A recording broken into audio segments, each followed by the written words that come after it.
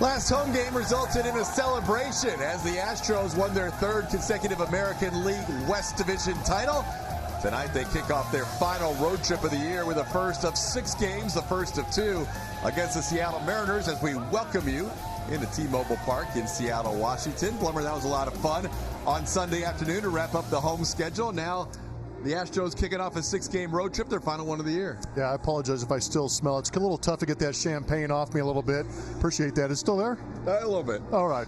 Yeah, but it's good to be here starting this last road trip of the season. The Astros have a lot to play for. Obviously, they can still get the franchise record for most wins in a season. They can still get the #1 seed in the American League. And there's some individual honors as well. Gerrit Cole goes tonight.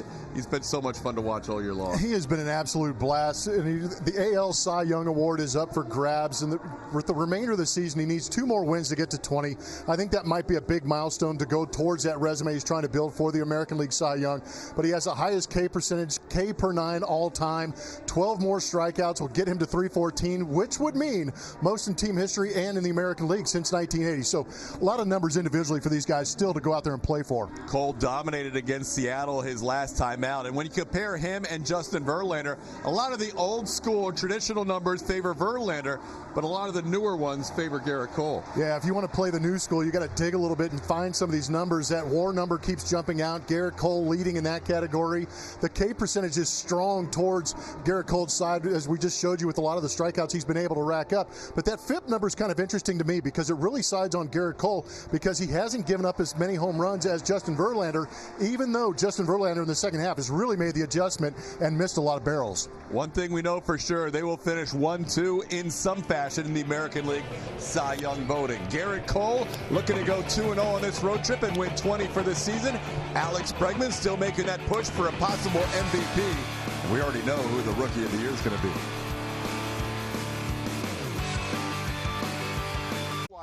Plan ahead for a safe ride home from your friends at Silver Eagle Distributors, Houston. And by BSB, Brown Sugar Bourbon. You can't spell baseball without BSB. As the Astros wrap up a 2019 division title, still a lot to play for in this final week of the season.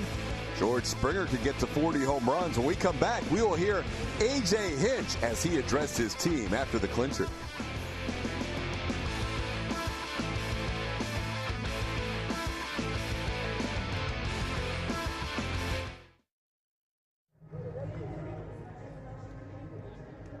Finish out this regular season.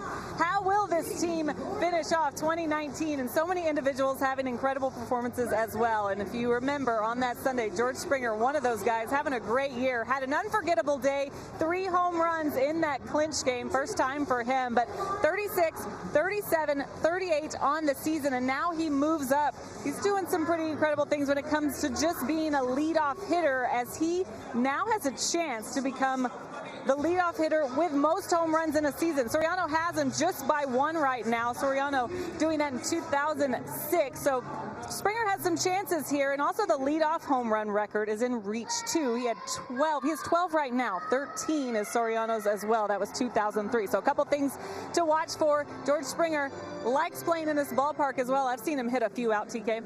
Yeah, it's been fun to watch. He is instant energy at the beginning of games. He pretty much single-handedly forced the Astros to that lead in that clinching game on Sunday and allowed them to pop bottles and celebrate. George was unbelievable with those 3 home runs. Pedro Martinez likes him.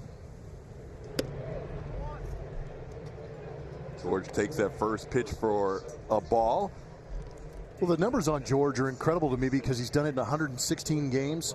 He's got a couple more to play. Both those years that Julia was talking about, Soriano did them in 159, 156 games. How about that? He's missed 40 games. Hamstring injury, had a little back issue earlier in the year.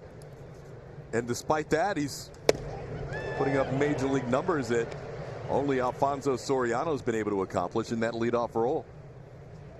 Springer and the Astros seeing a young right-hander for the first time, Justin Dunn. And Springer grounds one towards third. Kyle Seager will make the first play of the night. And this game starts with a ground out to third. Here's how the Astros will line things up. You've got Springer leading things off, followed by Jose Altuve, Michael Brantley, is in the 3 spot, the DH tonight. Alex Bregman, the cleanup hitter, followed by Yuli Gurriel. Kyle Tucker in left field, batting 6th. Aledmus Diaz playing third base, batting 7th. Martin Maldonado behind the plate, and Josh Reddick in right field.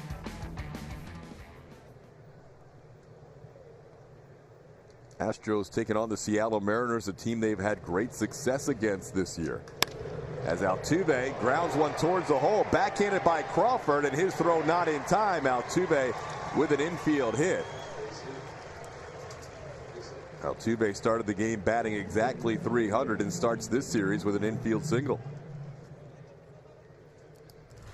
Yeah, J.P. Crawford plays a pretty good shortstop, and he's made some phenomenal plays in the past, but it's going to be tough to do it with a guy like Jose Altuve, who can run, and he can run especially well when he can smell that hit. Ground ball to short, ground ball to first, and you can't get him. Altuve with 89 hits since the All-Star break. That is the most in the American League. He bluffed to go as Brantley takes a called strike.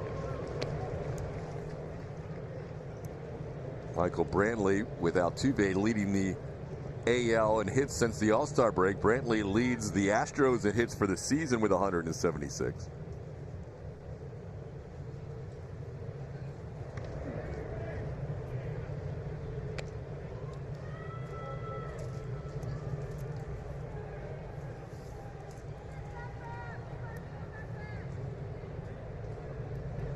Astros facing the 23-year-old right-hander Justin Dunn, making his 3rd career appearance. Well, here he is, Justin Dunn, the right-hander. Top 5 prospect within the organization. 2 starts this season. It has not been pretty. He's faced 16 batters, and he's walked 8 of them. You could see that first at bat against Springer, the movement with his slider. He's got pretty good movement, just hasn't been able to command the fastball slider combination. As he misses outside to Michael Brantley, it's 1-1. Didn't have that issue this year at the AA level. Had a pretty good season with their AA Arkansas team, but it has not translated to command at the major league level.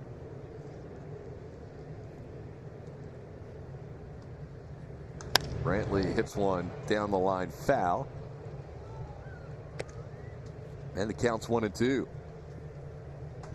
Astros starting the night with 102 wins. They came into the evening tied for the most wins in the American League, but a half game ahead of the New York Yankees, who had played one more game. Yankees are playing tonight in the 9th inning, 1-1 with Tampa Bay.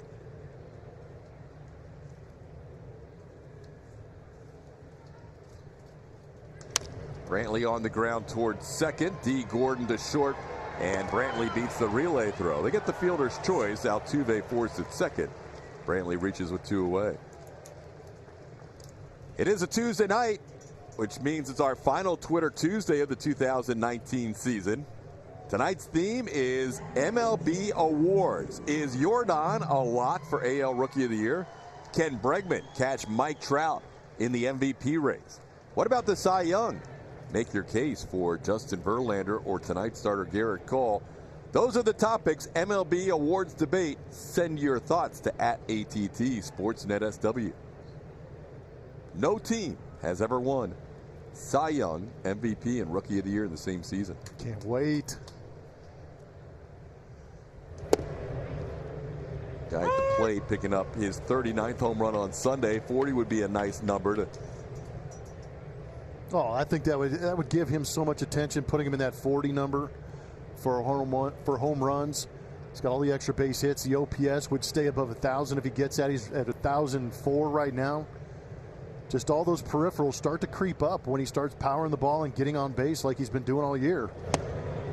But I really feel, Jordan is Rookie of the Year. Cy Young is going to be an Astro. Just up to this guy right here to go get the votes. Up to 7.8 WAR. Trout's finished his season above 8 in that category. That one's inside Alex. It's 2-1.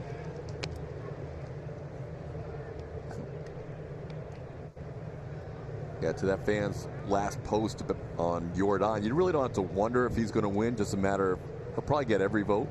Yeah, is it unanimous?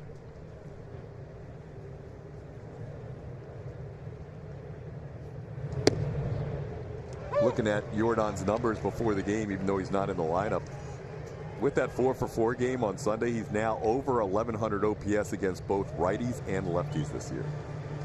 Equal opportunity. Yeah, that's pretty good. Over 1,100. That's MVP territory if you play a whole season.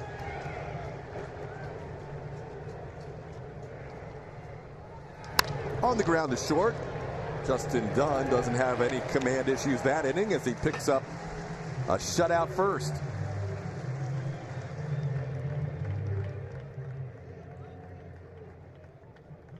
Dealers, and if you needed another reason to love Gerrit Cole, how about his absolute domination of the Seattle Mariners against them this season? He has pitched in 3 games against them. 1.71 ERA, 36 strikeouts to 1 walk. That is a whiff percentage of 43.5%. Those are incredible numbers for one pitcher to have against a team in a division when you're facing them that often. That is just complete domination by Gerrit Cole of the Seattle Mariners. Guy at the top of the lineup may have prevented a either no-hitter or perfect game the way Gerrit was going that night. Shed Long hit an opposite field home run against Cole into the Crawford boxes. He'll lead off tonight, followed by J.P. Crawford, Kyle Lewis, our first look at the new right fielder for the Mariners. Kyle Seager, Omar Narvaez, Austin Nola, Daniel Vogelbach, D. Gordon, and Malik Smith. Great speed at the bottom of the M's lineup. And the first pitch is swung on and sent into center field, and George Springer will make the play. So 1 pitch and 1 out for Gerrit Cole. Cole had that dominant start against the Diamondbacks last year, where he set his career high with 16 strikeouts and allowed just 1 hit. He was every bit as dominant when he faced the Mariners his last time out.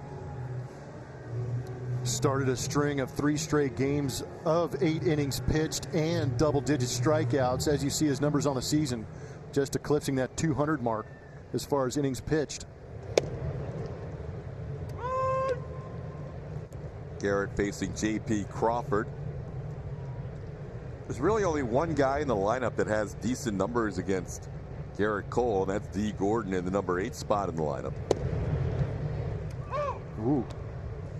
Changeup. How about that? He got a couple of calls on the outside edge from Manny Gonzalez. It's 0-2. And if he can throw that for a strike early in the count, all that does is make his strikeout probability go up for me. Because not too many guys are going to be sitting on that changeup and trying to attack it.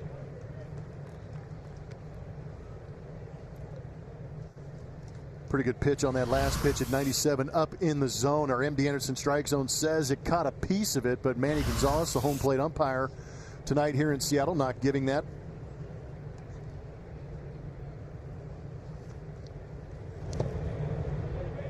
Down with the slider. It's 2-2.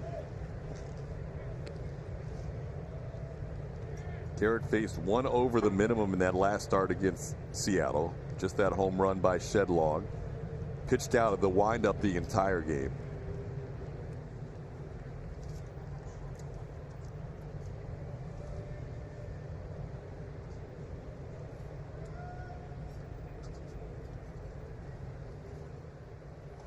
There's strikeout number 1 for Gerrit Cole, and number 303 on the season. Astros starting defense is presented by Xfinity. George Springer's in center field tonight with Kyle Tucker getting a start in left. Michael Brantley at DH day, and Yordan Alvarez the day off. Josh Reddick is in right. Alex Bregman playing shortstop tonight. It means Aledmus Diaz will be at third. Jose Altuve and Yuli Gurriel on the right side, and Martin Maldonado been doing a nice job catching Gerrit Cole lately.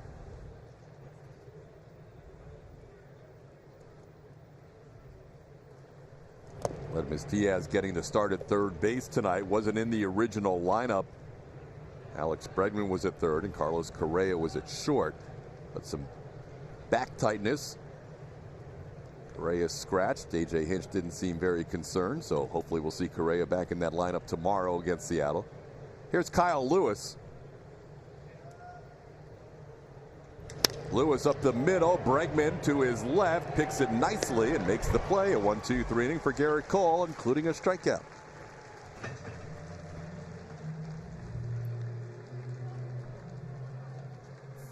That was a pretty good inning. Now enjoy some of the best seats and exclusive benefits throughout the year, and buy your tickets today to secure postseason tickets for October. For tickets and more information, visit astros.com/season tickets or call 1-877-9-ASTROS today. Lots of memories to be made in the next few weeks as the Astros, a week from Friday, will kick off the 2019 postseason. Presumably with a home game. The magic number to secure a home game in the ALDS is 1.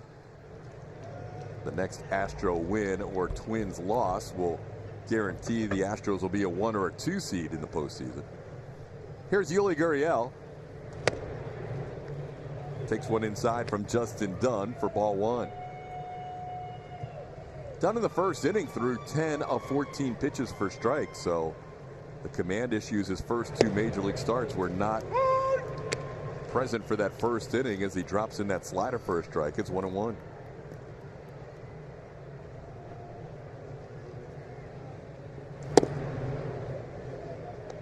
Really taking one down low. Mariners going with an opener tonight. Dunn is only expected to pitch a couple of innings and starting to soft toss in the bullpen before he gets on the mound is the lefty Tommy Milone. Milone will be the bulk pitcher tonight for the Mariners. 2-2 the count to Gurriel. What a year for Yuli. 305, 30 home runs, 40 doubles, 102 runs batted in. A career season at age 35. Some big milestones for Yuli in the big leagues. 30 and 100 plus.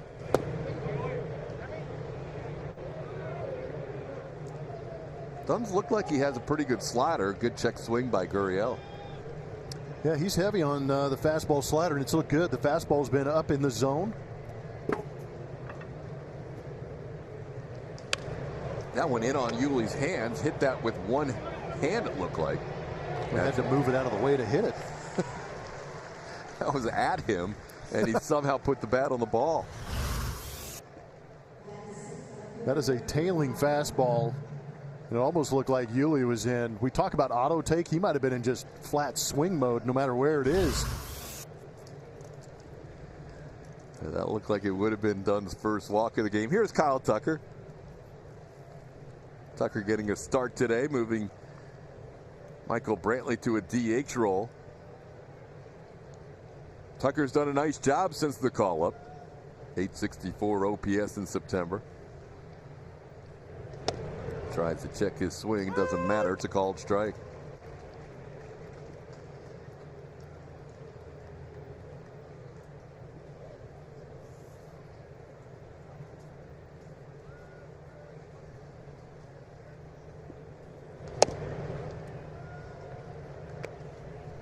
That was a rare changeup from Dunn.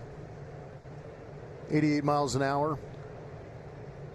He averages around 93 miles an hour on his fastball. Another one.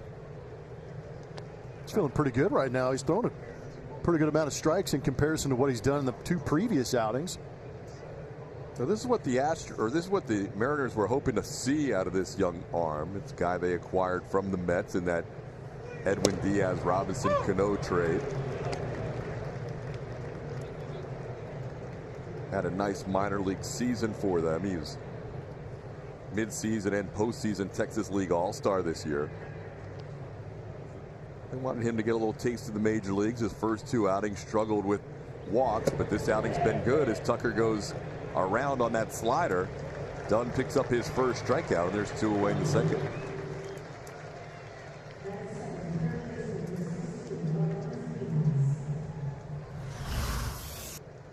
Good slider. You can judge for yourself at home. Looks like he went.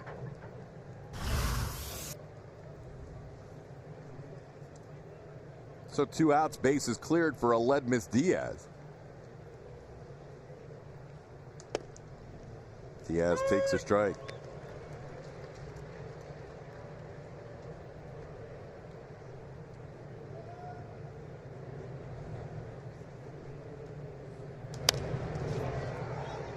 Aledmys pops one up in foul territory. Austin Nola has room and puts it away. 1-2-3 inning for Dunn. We head to the bottom of the second, scoreless.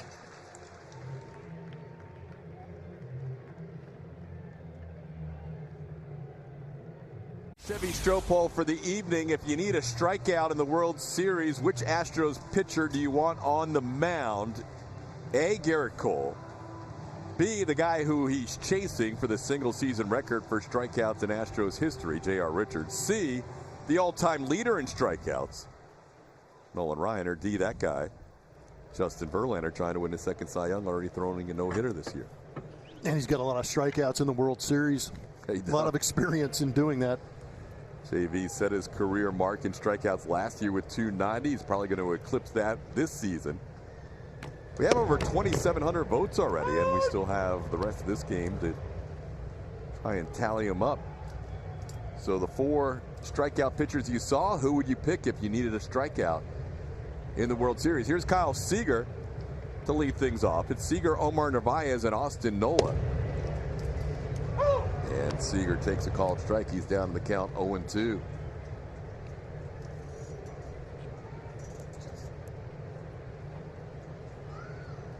Gerrit Cole with a 1-2-3 first inning, picked up 1 strikeout.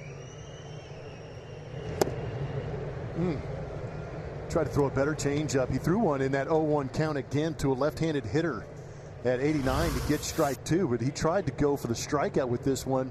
That's a great location in an 0-2 count for that changeup. He's establishing that changeup early tonight. And then he just goes 98, tailing away from Seager, who's now 1 for 18 in his career against Gerrit Cole. Community Bank of Texas brings you Gerrit Cole's K counter. 245 strikeouts on the 4-seam fastball and sliders, which is most in Major League Baseball and arguably the most lethal duo in all of baseball. Trying to mix in that changeup here towards the end of the season, but throughout the course of the season, it has been a power fastball, power slider mix for Gerrit Cole to lead the American League in strikeouts.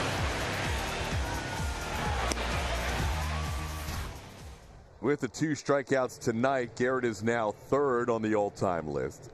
He passed J.R. Richards' season in 1978 when J.R. had 303. So now it goes J.R. in 79, 313, Mike Scott 306 and 86, and now Gerrit Cole 304. Omar Narvaez finds himself down in the count 0-2. Narvaez 1 for 8 against Cole, including 5 strikeouts.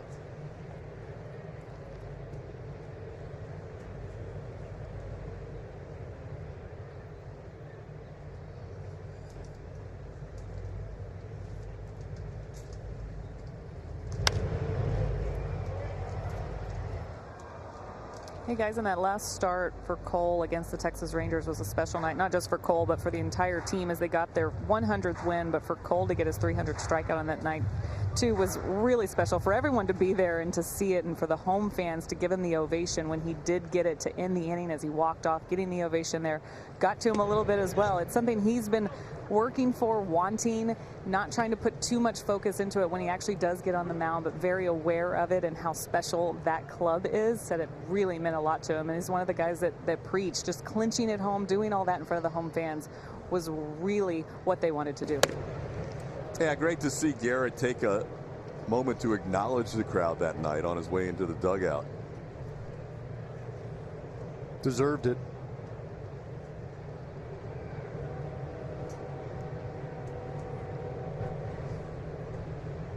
Two count, and a little shot towards Yuli.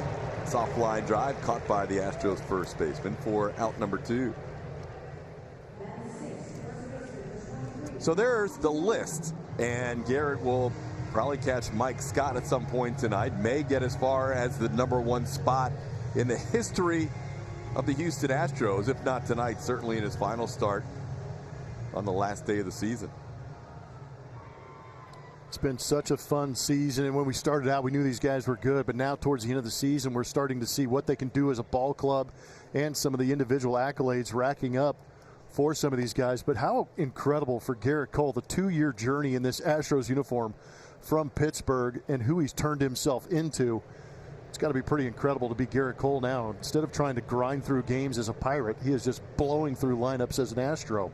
Yeah, we have mentioned it before. His highest total as a Pirate was 9 strikeouts per 9 innings. Never averaged more than a strikeout per inning in his time with Pittsburgh. And then last year he led the majors, averaging 12.6 strikeouts per 9. This year he might. How does it happen? And this year he might set the all-time mark. He's going to. He's got to. Came in surpassing the mark set by Randy Johnson of 13.41. Gerrit came in at 13.57. And he's got 2 strikeouts tonight in this first 5 outs. And he's 2-2 on Austin Nola.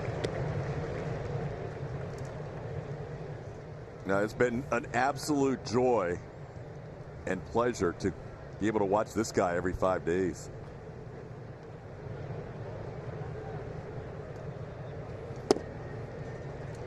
Doing things that may earn him a Cy Young. It certainly has pushed his teammate Justin Verlander to the brink of whoever's going to win the Cy Young. These guys both deserve one.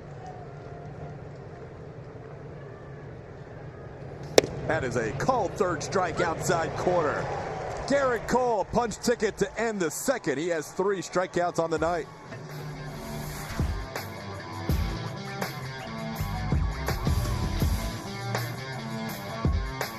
And join us at the 16th hole on Thursday and Saturday of tournament week for birdie beers. Every time a golfer makes a birdie on the 16th hole, fans in the area can enjoy half-price beers for 10 minutes. To purchase tickets, visit HoustonOpenGolf.com/tickets.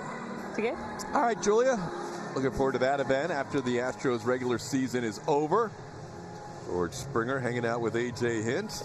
It's usually an interesting conversation to eavesdrop on. Robinson Chirinos with a night off. New pitcher for the Mariners as we head into the third. It'll be the lefty Tommy Milone. Left-hander Tommy Milone on the season is 4-9, pitched in 107 and a third innings. His ERA is 4.70. Against the Astros in 4 games he has appeared. He is 0-2 with that 2.79 ERA. So pretty good numbers, but not ending up on the winning side. He's been a guy that has come in out of the bullpen as the bulk guy or primary pitcher 4 different times against the Astros this year. Usually goes around 4 or 5 innings. He'll face Martin Maldonado here to start the third. Nice job by their young right-hander Justin Dunn. 2 innings, only allowed 1 base runner. That was an infield single by Jose Altuve. Dunn did not walk a batter and struck out 1. Maldonado fouls 1 back. Martin's been good as an Astro, especially against the lefties. Yeah, but he hasn't faced Tommy Milone. I know. Tommy Malone's got great numbers against the Astros. We just showed you, but they're hitting 188 against him this season in those 4 games. They have a tough time with soft. You're going to see a lot of change-ups. 2 out of the first 3 pitches to Martin Maldonado were change-ups.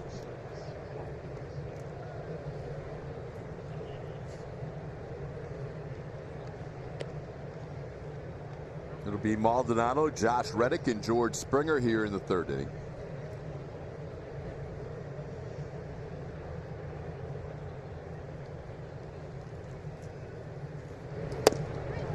It'll be outside for a ball. It's 3-1. Astros have a few things on the line, as we mentioned, obviously looking for the #1 seed primarily. Also a franchise record, and wins will come along with that. Astros have also hit a home run in 19 straight games. Every game this month. That ties the franchise record, which they reached earlier this season 2 different times. Astros have the most home runs in the month of September in the major leagues with 47. George, large part of that as Maldonado fouls 1 away.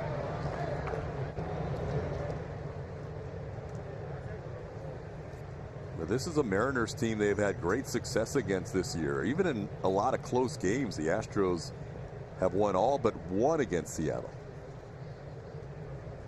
16-1 on the year.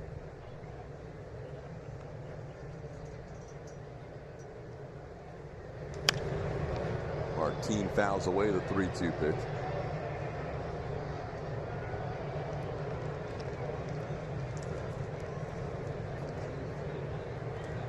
not too sure the Seattle Mariners enjoy having the Astros in the American League West. Even the 2013 Astros had limited success against the Seattle Mariners. It always seemed like they'd be scuffling a little bit, come into this ballpark right here and light it up. That has not been the favorite opponent for Scott Service for sure. And they've played good baseball lately. They just won 4 out of 6 on their last road trip, and they've won 8 of their last 12 overall. But now they close out the season with the Astros for 2 games, and then the Oakland A's for 4. Maldonado stays alive, fouling off a lot of 3-2 pitches. Yeah, putting a pretty good at bat against Tommy Milone. First hitter he's seeing, but throwing a lot of pitches. Next one will be the 10th in the at bat.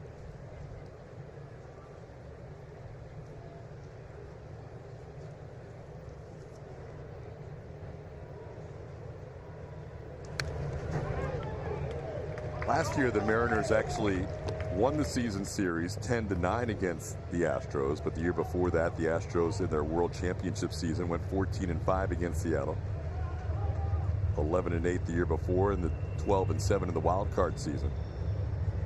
So they've had winning records against the Mariners for the last 5 years. 3-2 pitch a little low, 11-pitch walk. What a plate appearance by Martin Maldonado.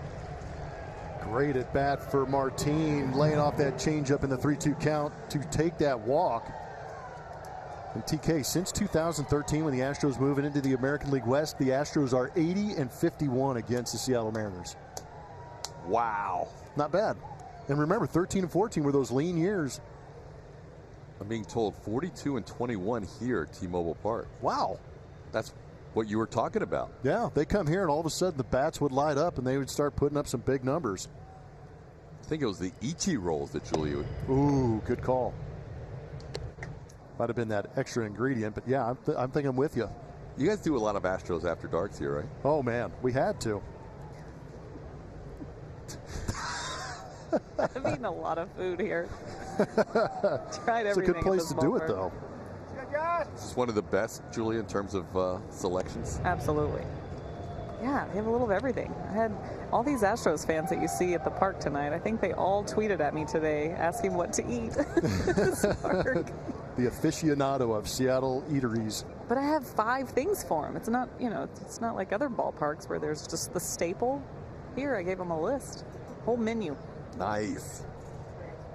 You can count on Julia on social media as Reddick sends one up in the air into shallow center. So shallow that the shortstop, J.P. Crawford, will make the play. And Josh out on a 2-0 pitch for the first out of the third. HEB, no player does more. George Springer, in the first 6 seasons with the Astros, he has hit 159 career home runs. That is the most in 6 seasons, starting out with the Houston Astros. It's a young George Springer you're seeing on your screen. He really electrified this ballpark, too, in those rainbow uniforms. Doing a great job and continuing as a current leadoff man for the Houston Astros. We've seen the home run celebrations evolve also. Yeah, that one didn't look like a fun one. Yeah, he'd literally wear it. George so humble when he was asked Sunday during the celebration about whether he thought about 4 at any point during the game, 4 home runs that is. He said, I was just hoping to put the ball in play after hitting 3 home runs. Okay. Keep that mentality. Stay right there. Right. There's the list. Lance Berkman had the previous mark for the most home runs in Astros history in his first 6 years, and George went by that on Sunday. Maggie and Glenn Davis at 144, tied for third. George has 6 games to add to that total, and he also is 2 shy of 40 on the year, and 1 shy of his teammate Alex Bregman for the team lead. He's got a hitter's count here now. Does Tommy Milone come in and challenge him down 3-0? If he does, it's going to be on that outside third. He'd really tie him up if he was able to get that fastball to the inside corner.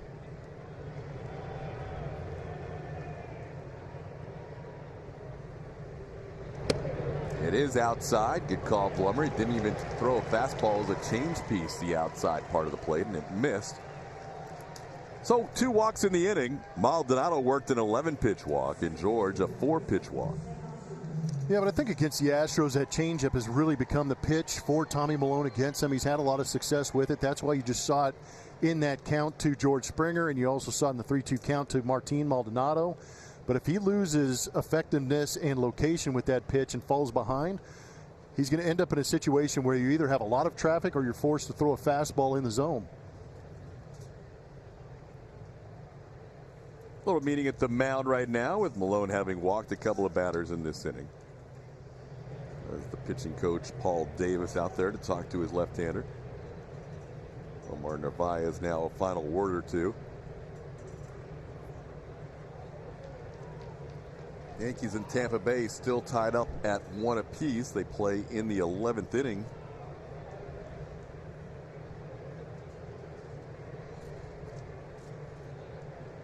Tampa Bay, Cleveland both chasing the Oakland A's for the wild card spot. The A's are playing in Anaheim tonight.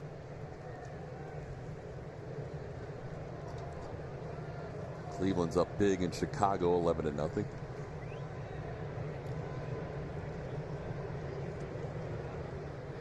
Altuve takes a breaking ball down and in for a ball. Jose has the only hit of this game, an infield single in the first inning. Hit one towards the shortstop hole on the backhand side for J.P. Crawford, who had to go down to his knee to make the play, and Altuve beat the throw.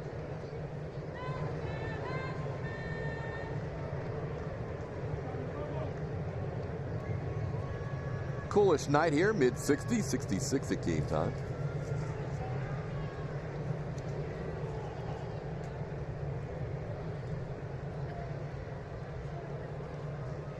Altuve hooks one to left field. Shed Long on the move, and he makes the catch and goes sliding to the ground. Altuve hit it hard, but retired for the second out. Yeah, that was a pretty good swing by Jose Altuve, tearing the cover off the baseball in the second half, trying to finish strong, but Shed Long has some other ideas ranging to his right. There you can see on our matches from Supermo keeping an eye on that baseball, making sure he secures it before he goes down. The always unique 2-knee slide. That was one where he wasn't sure if he was going to have to slide or dive, or they got caught in between. Here's Michael Brantley with 2 on and 2 out.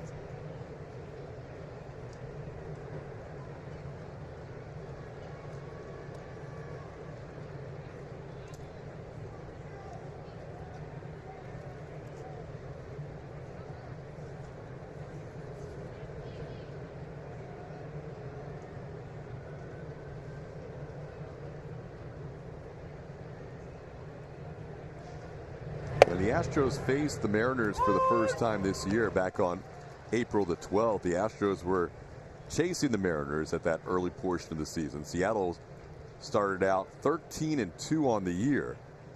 They were the hottest team in baseball for the first couple of weeks. Astros came in at 8-5. That was the first true early test for Seattle, and the Astros came in here and won all 3 games. Brantley fouls one away. And then Seattle would go on to really struggle over the next few weeks and would quickly dip below 500. And here they are starting the night with 90 loss season.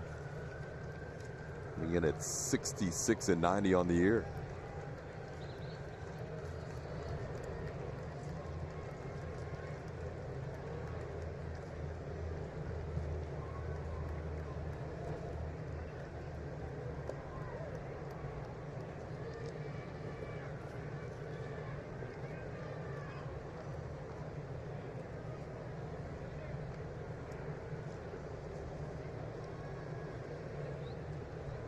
Went from 13-2 to 25-39. They won their first 13 games with 2 losses, won their next 12 games with 37 losses. As Milone misses, it's 1-2, and then Encarnacion is gone, and Bruce is gone, and Mitch Haniger is hurt. And it's been a struggle here down the stretch for Seattle.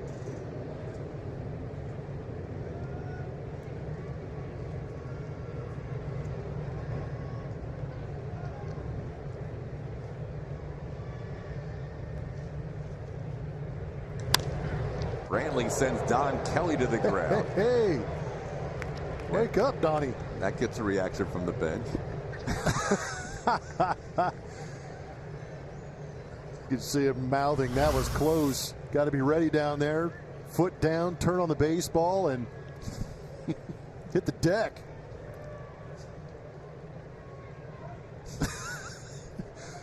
Having a good time with George over there at first base.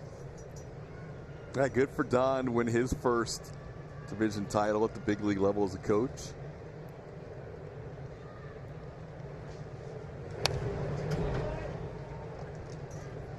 Josh Miller the same, the bullpen coach, got his first. Troy Snicker.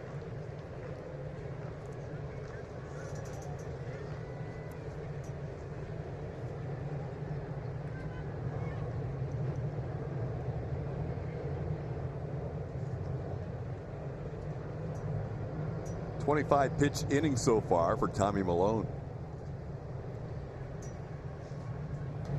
Brantley will add to that total as he fouls off some 2-strike pitches.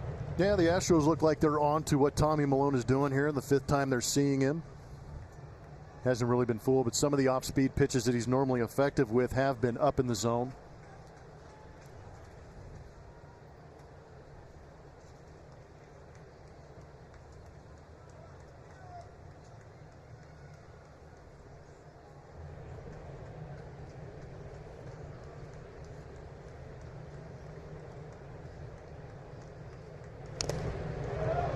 Stays alive.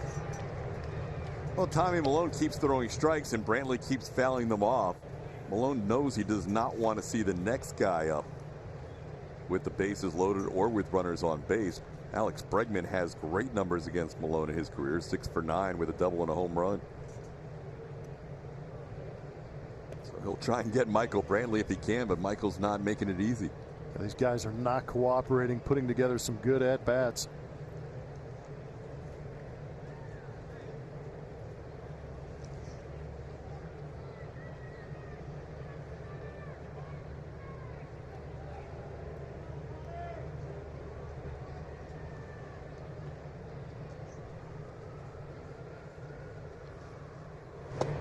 Good take by Michael.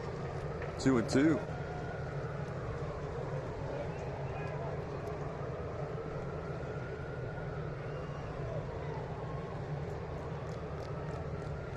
Maldonado, an 11-pitch walk on second base. Springer, a 4-pitch walk on first.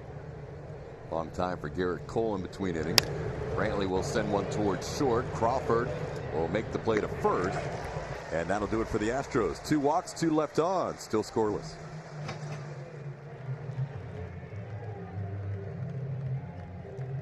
Cross Blue Shield.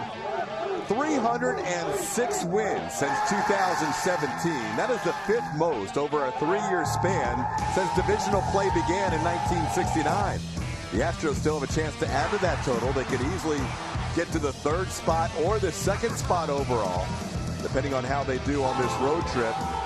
101 wins and a World Series title in 2017, a franchise best 103 wins last year, and 102 and counting with a 3rd straight division title this year.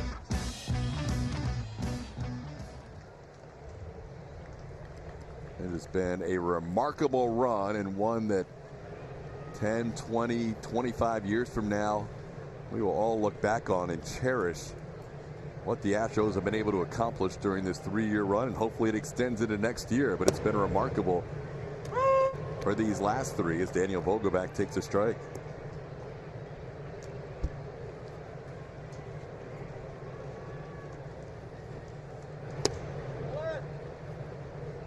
Gerrit Cole's retired all 6 batters tonight, including 3 strikeouts.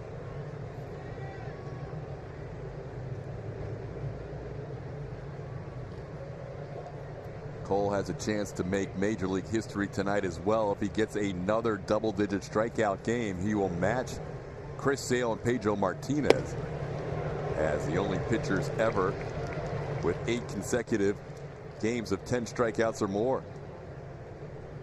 Good change up, swing and miss, change of pace. Comes out of the hand looking like a fastball, but takes 13 miles an hour off it. I'm not sure we've seen him throw this many fastballs first time through or this many changes first time through a lineup. I think it's almost, he's had so much success against the Seattle Mariners. He has a pretty good idea of how to get these guys out. It's almost as if he's toying with them, saying, oh, I got another pitch I'm going to show to you guys.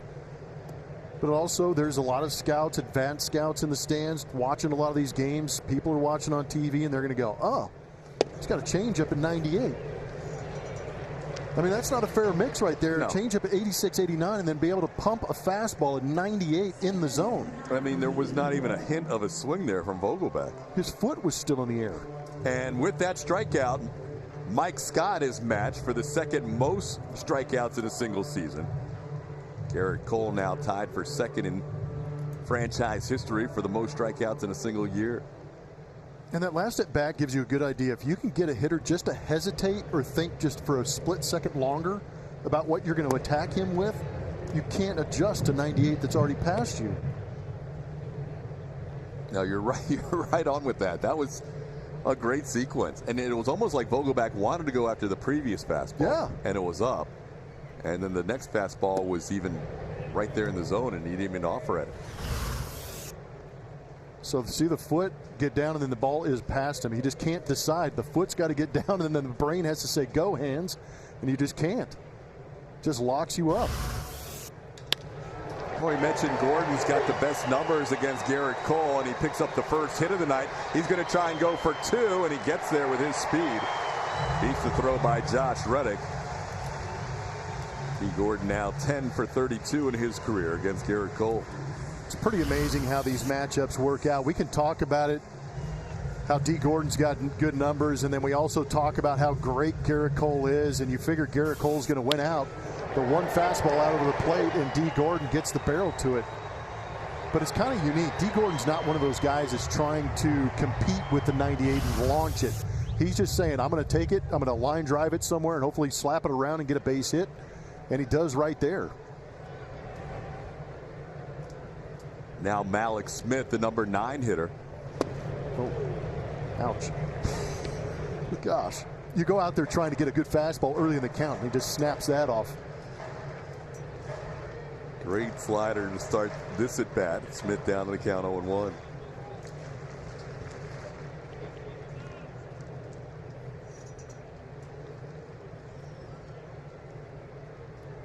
Bregman tight at second base. Part of it is being in the shift against Smith, and also works to the benefit of keeping Dee Gordon close to the bag. He has stolen 22 bases this year. A little piece on that pitch. It's 0-2. A couple of curveballs, but right now we've got the shift brought to you by Geico. You can see Alex Bregman might be shifting a little bit more, but with that runner at second base, he's got to hold close Dee Gordon out there, so kind of a modified shift pull for Malik Smith. Swing and a miss. Cole gets him with a 98-mile-an-hour fastball. That's 5 strikeouts for Gerrit, 2 away in the inning. So breaking ball, 98 by you. And Malik's didn't have a chance. That's his first at bat tonight against Gerrit Cole. So he hasn't even seen the fastball yet. He's got to try and defend it in an 0-2 count. It is fun to watch. It's terrible to hit against. Oh, yeah. No, that's why you hear me grunting half the time, because I'm going, oh, my gosh, because the stuff is that good. He can overpower you with a fastball in the zone like no other pitcher. And on that note, we've got StatCast AI powered by AWS showing you the highest whiff rate in zone on in-zone pitches. Gerrit Cole at 28%, so pitches within the strike zone. He is creating almost a 30% swing and miss rate. And he almost got a swing and miss catch on the breaking ball, getting crossed up with that runner at second base. Nice hands by Martin to pick that after he thought it was a fastball. It was well within the zone, too. Oh. I can't even imagine the panic in a catcher when something like this happens. How do you catch that? Good job by Manny Gonzalez, because that was a strike. Right, stayed with it.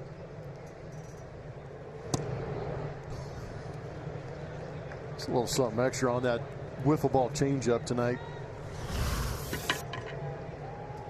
Ooh, right? That ball took off. Really good movement, tailing away from Long, who didn't offer it. That's 2-1. There's a strike in the knees. Wow, Gerrit is mixing it up tonight. When he needs to, he goes high octane for strikeouts, but he has thrown some really good changeups. And that slider is always an effective weapon.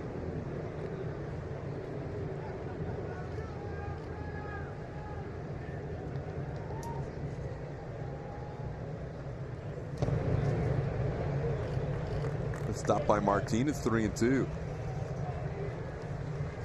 D. Gordon with a one-out double. He is the only base runner of the night allowed by Cole. Long flight out to center, his first time up.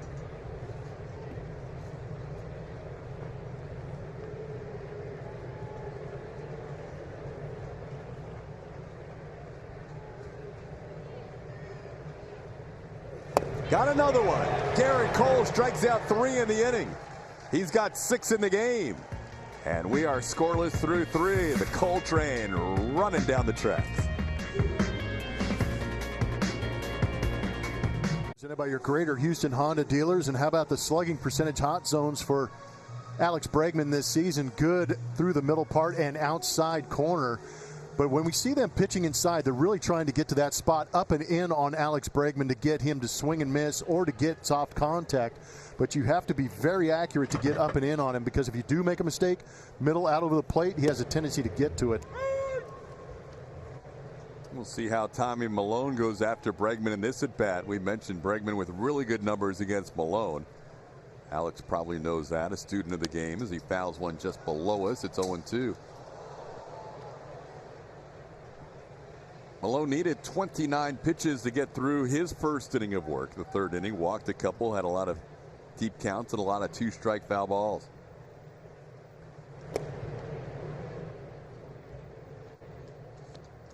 Alex 6 for his last 7 against Milone, including a home run.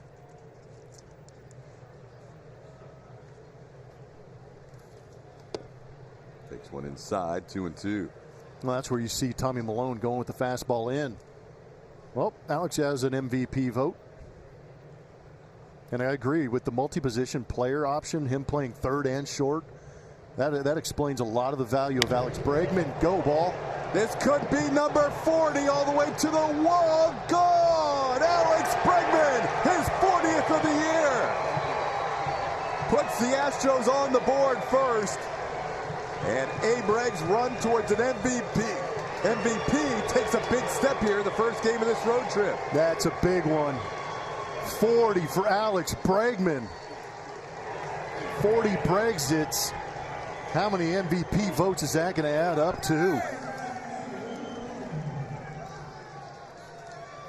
Got down in the count, took a close pitch at 1-2, and then a guy he's had great success against hits one out. Oh! That's what he's been waiting for. Dropped the 40 on us. Yes, he did. That is a man with a plan and the ability to execute. Good for him. What a year for Bregman, who now hits his 40th home run. Here's Yuli. That just had enough to get out down the left field line.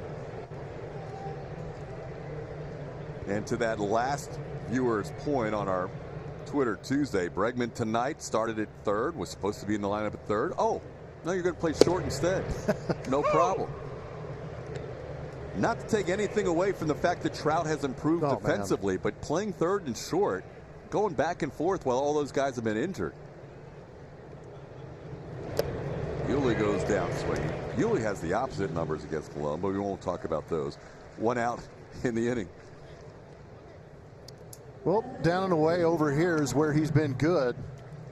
Able to show a lot of plate coverage. That one up and away, and he covers it as he tries to come back on that back side. And just sneaks it within that foul pole at that 331 mark. This is outstanding work on a great season that still has plenty more at-bats for him to add to those numbers. Tucker swings the first pitch and pops one up. Narvaez will look at Seager, who takes charge in foul territory for the second out. So Bregman, who's patented home run celebration, and say, hey, 4 pitches, you might have wanted to think about walking me, adds a 0 to that in tonight's celebration. As he joins Jeff Bagwell, Lance Berkman, Richard Hidalgo, and now Alex Bregman, the only 4 Astros ever to hit 40 in a season. Baggy did it 3 times, Berkman did it twice, and now Alex and Hidalgo with 1 each. Good for Alex. AJ obviously thrilled. We don't see AJ smiling all that often. He's showing emotion right there. That meant something to him too. A lot of people want to remind folks that this is a championship team that Alex Bregman is playing on.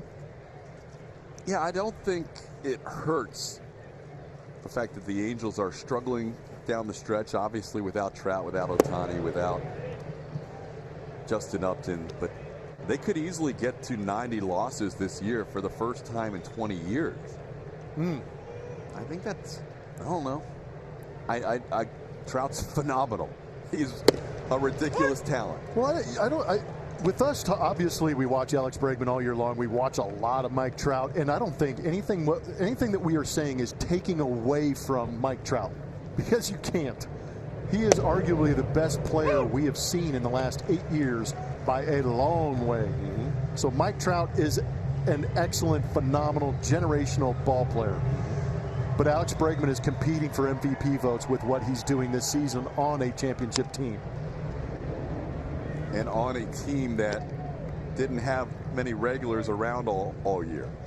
Yeah, with all the injuries that we've seen, especially with the Carlos Correa going down, and maybe even bigger now, knowing that he's out with back tightness, we don't know for how long. Alex Bregman didn't skip a beat offensively or defensively, moving from third to short. 3-2 pitch is outside, ball 4. Ledmus Diaz draws a 2-out walk. That's the 3rd walk allowed by Malone in this game in his 2nd inning of work. Yeah, as good as Malone has been against the Astros, and we gave you his numbers earlier, the one guy he can't get out is Alex Bregman. Now he faces Martin Maldonado, who started Malone's outing with an 11-pitch walk. So Bregman's now at 40 home runs, 109 runs batted in, and 118 runs scored.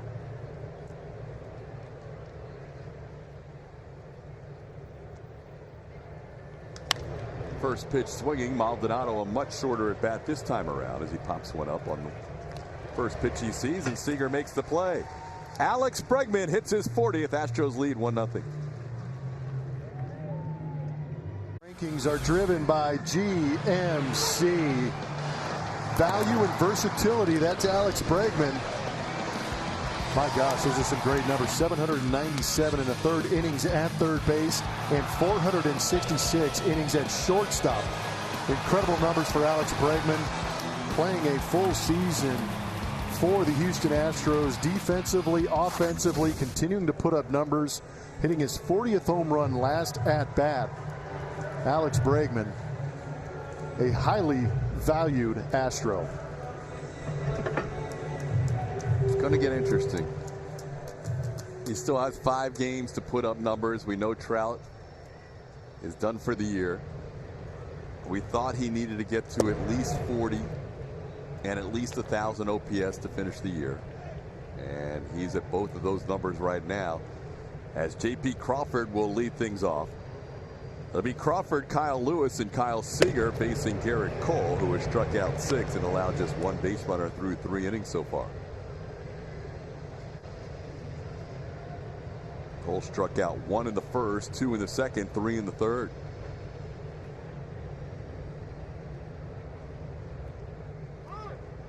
What else on Bregman defensively, Julian?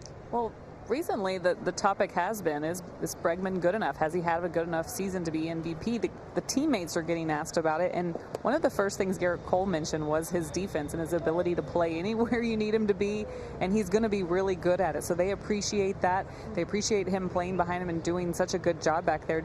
JD said the same thing about this guy. So they know how valuable he is. They know what he can do with the bat, but they were talking about how valuable this guy is to this team and how elite he is as well. And even AJ said, I think when we moved him over to shortstop playing over there, he has a lot of fun with that as well. He's so great at both positions. Yeah, he has really improved his defensive metrics through the years. This year having his best defensive season by all analytics. And Julius mentioned on previous broadcasts, this guy knows exactly where he stands with all the numbers. He's a baseball rat. That ball passed the diving Bregman as Crawford went the other way against the shift. JP has a leadoff base hit.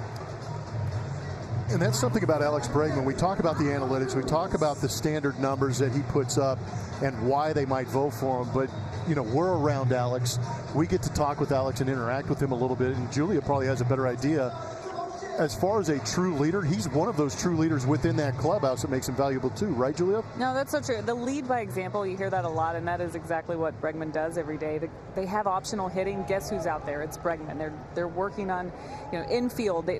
He's out there every day. He's doing whatever it takes to make himself better, even though he's already very good. And so that other guys are watching that. These guys have been called up this season. They love watching how Alex Bregman will prepare for a game. How much video is he watching? Some of these guys who've come up from the minor leagues, because they want to be good like that, or they want to understand what it takes to prep and have a season like Alex Bregman can have. And then, yeah, his attitude and how much fun he has playing this game. The guy never has a bad day in there. And you see, he just hit his 40th home run, and this dugout erupted. They're so happy for him, all smiles. They all knew what he was accomplishing right there and couldn't wait. And as he ran down the dugout, you can just tell he's very liked by everyone in that clubhouse. Yeah, Alex has a special bond with everybody, and I think the fact that he ingratiated himself to the Latin players by learning as much Spanish as he could to try and converse with them in their language. It's certainly not perfect Spanish. It's kind of Spanglish, but it's his attempt to try and converse with them and not have to make them always speak to him in English. Yeah, he could be a world leader the way he's trying to bring everybody together in that clubhouse and be multinational and speak the languages and have a lot of fun. He's been great for us to follow, and it's going to be great for us in the future too, because he's going to be around for a while. Astro fans latching onto him is a great thing. Julia mentioned the work he does with optional hitting. If it was up to Alex, no coaches would ever have an off day, because he tries to get them in there on the days off to throw to them. Yep. No, I'm actually grateful that Julia brought that up, because that was one of the things that I found so interesting. You know, this is a guy with a multi-year, multi-million-dollar contract trying to put up numbers in the month of September, hitting every day. Lewis now with a full count. Gerrit working out of the stretch after the opening hit by J.P. Crawford. Now he's 3-2 on Kyle Lewis.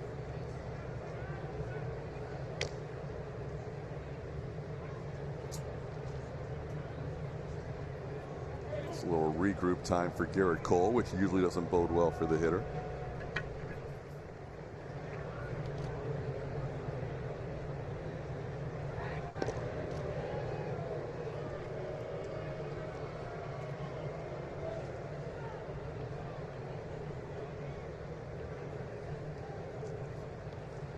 Cole facing the Mariners for the 5th time this year. Pitched against them in every game that they played at Minute Maid Park, every series they played at Minute Maid Park, and then 2nd time here in Seattle. Swing and a miss.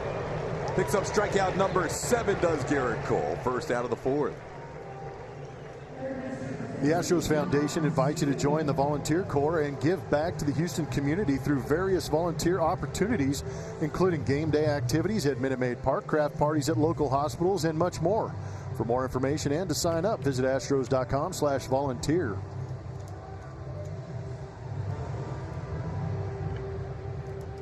Here's Kyle Seager, who struck out his first time up. already just not even halfway through the lineup for the second time. He has struck out every hitter but two. Only Omar Narvaez and D. Gordon have not struck out against Gerrit so far. He's 0-1 on Seager.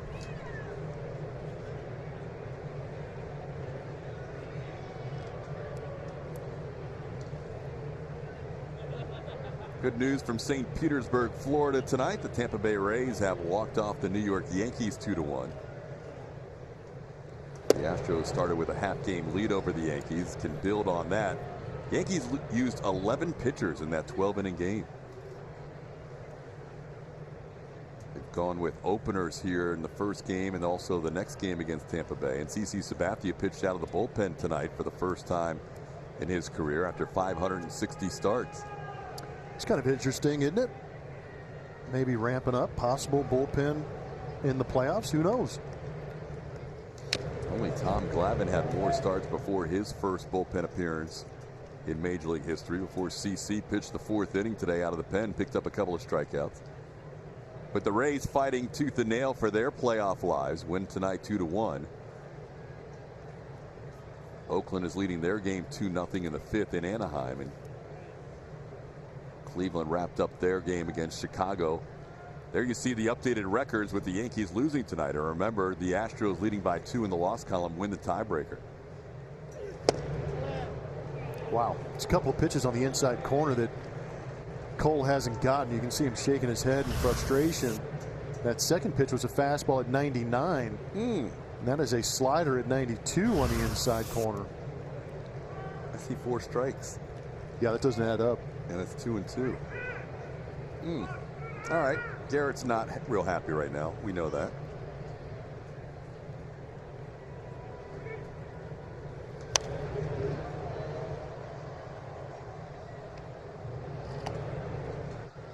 Seager probably feels like he could use any break possible against Gerrit Cole. He's 1 for 18 in his career against Gerrit. Struck out 7 of those 18 times.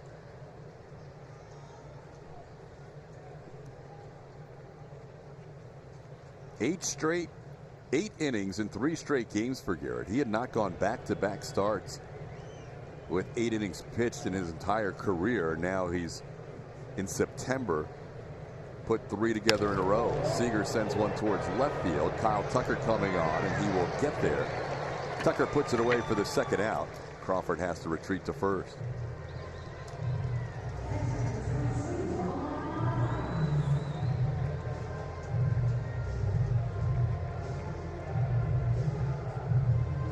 So 2 outs, runner on first, and Omar Narvaez is the batter.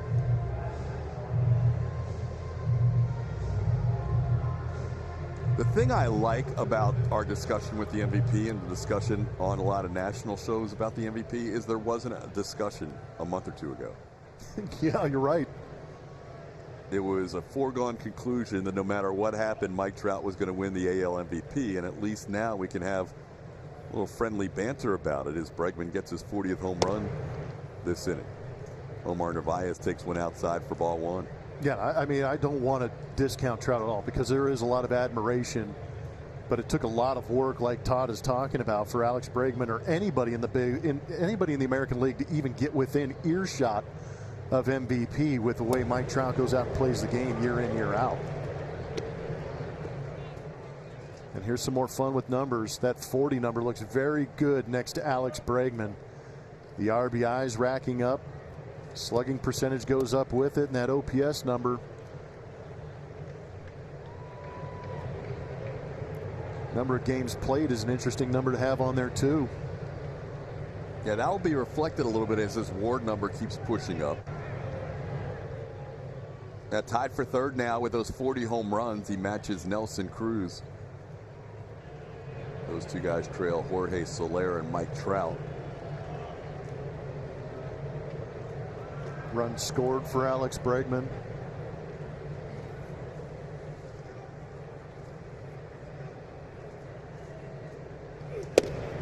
Right now he's +8 on Trout in the run score department. And he's +5 on Trout in the RBI column. So we'll see. Will definitely be one of our storylines here this final week of the season. One of the storylines tonight is watching Gerrit Cole do his thing. He struck out 7 already, and he's ahead of the count 1-2 on Narvaez.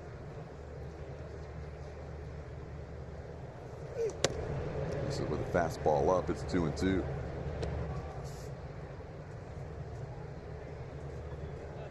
Cole now with 309 strikeouts on the season.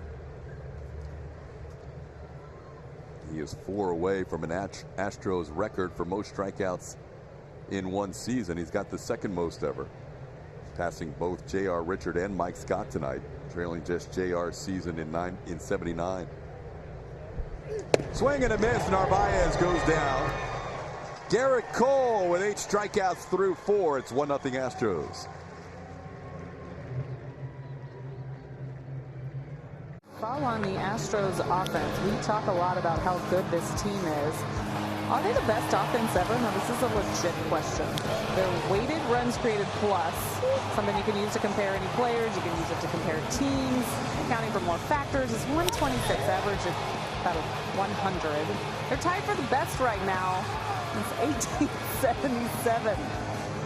It's going way back. And this club has a lot of confidence. We've seen them put up some big numbers. They talk about it amongst themselves and what they can do on any given night and how they feed off of each other's energy. They're good at bats, quality at bats, executing game plans we've seen here recently as well. They're just dangerous 1 through 9, so deep, and we're seeing them with the power numbers as well. But the best ever, guys?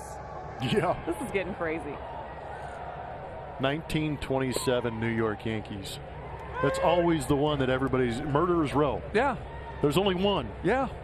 Supposedly. And they might be better. That is the standard bearer. Yes.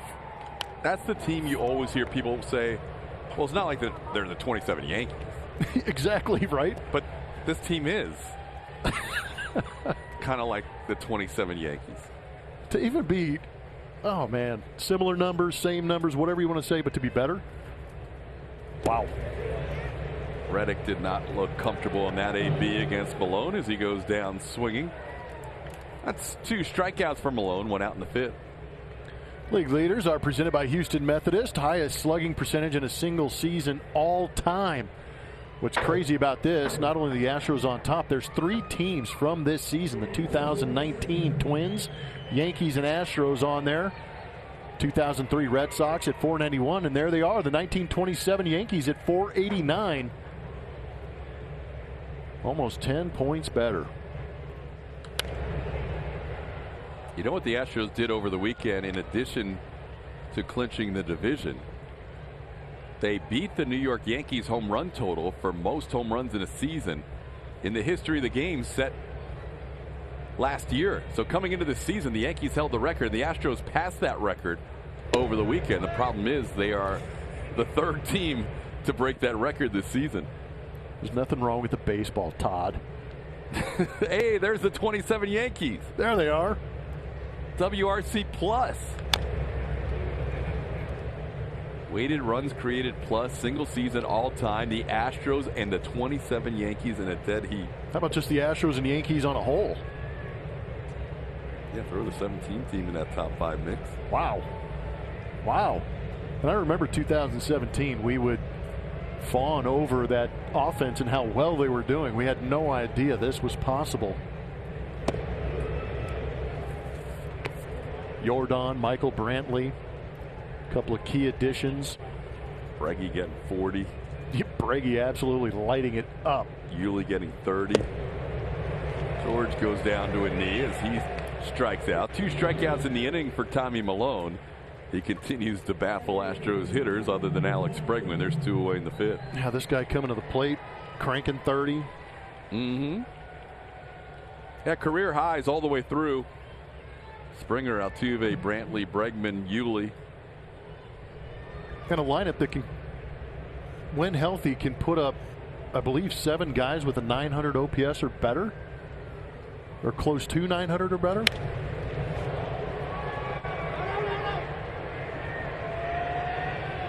And hopefully we'll see Correa back in that lineup tomorrow. Sounded like just a minor issue. Yeah, and all we can go on is what A.J. Hinch is giving us, and he didn't sound overly concerned.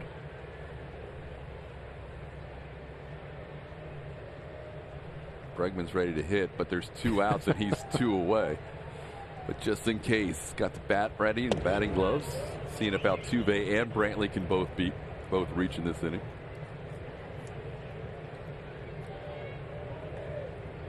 Alex said he heard the fans chant MVP over that last homestand.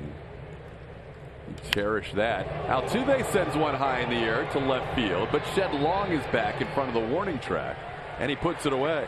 1-2-3 inning in the 5th. We're halfway home. Astros leading 1-0.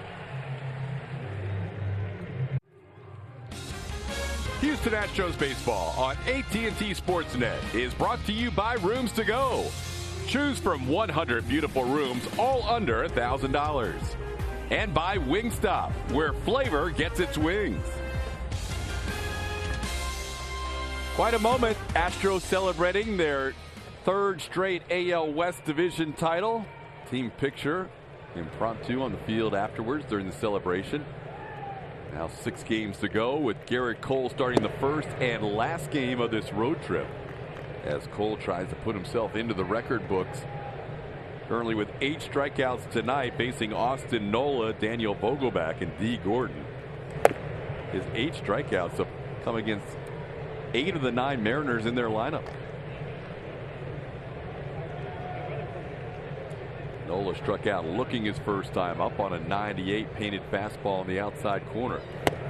That one was just off the outside corner, and Garrett's fallen behind 3-0.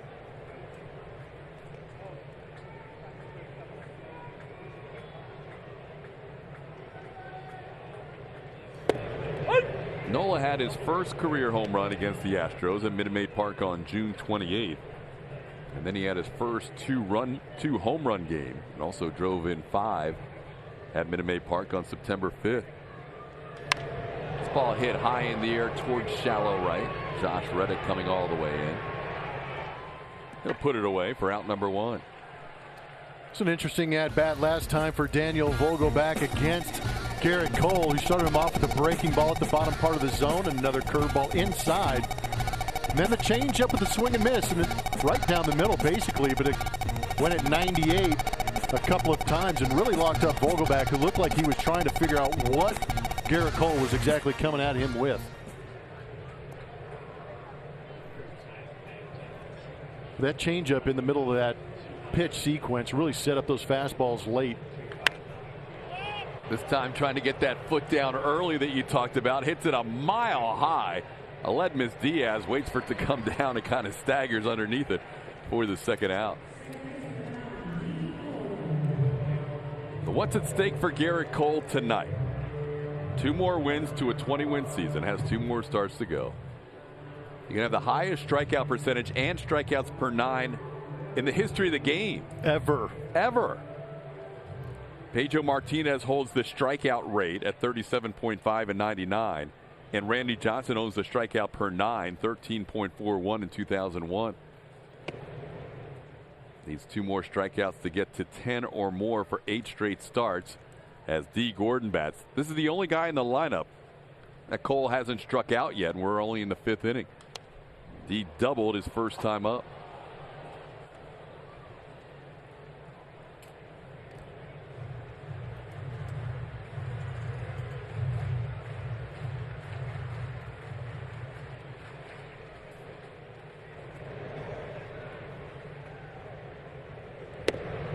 Called strike 1 and 2.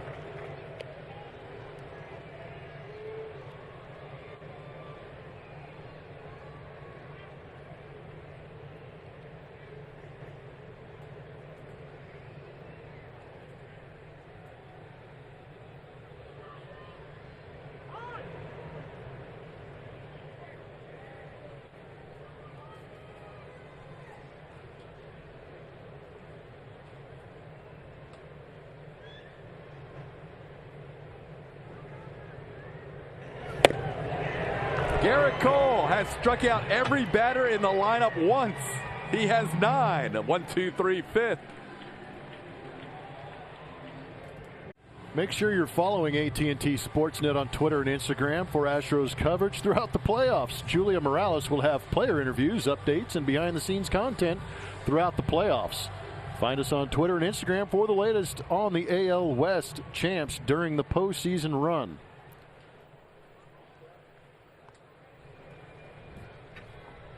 We head to the 6th inning. Tommy Milone on for his 4th inning of work. Malone's only allowed 1 hit so far through his first 3 innings. That hit, a solo home run by Alex Bregman. And it's the only run of this game. Milone, the second pitcher for Seattle after Justin Dunn threw 2 shutout innings. Now facing Michael Brantley, who takes a called strike. Brantley, a couple of ground outs tonight. Michael coming in 4th in the American League in hitting at .315. He's at .314 now.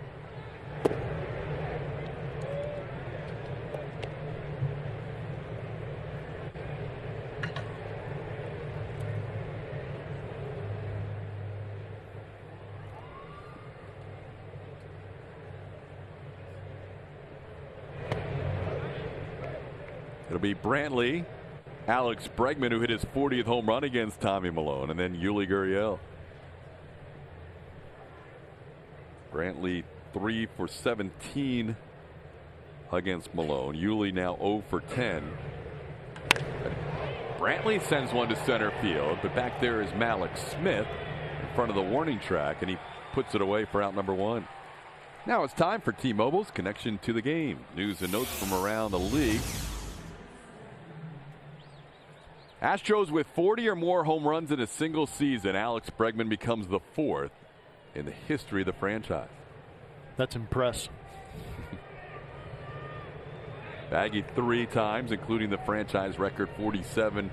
The first year Minute Maid Park was open.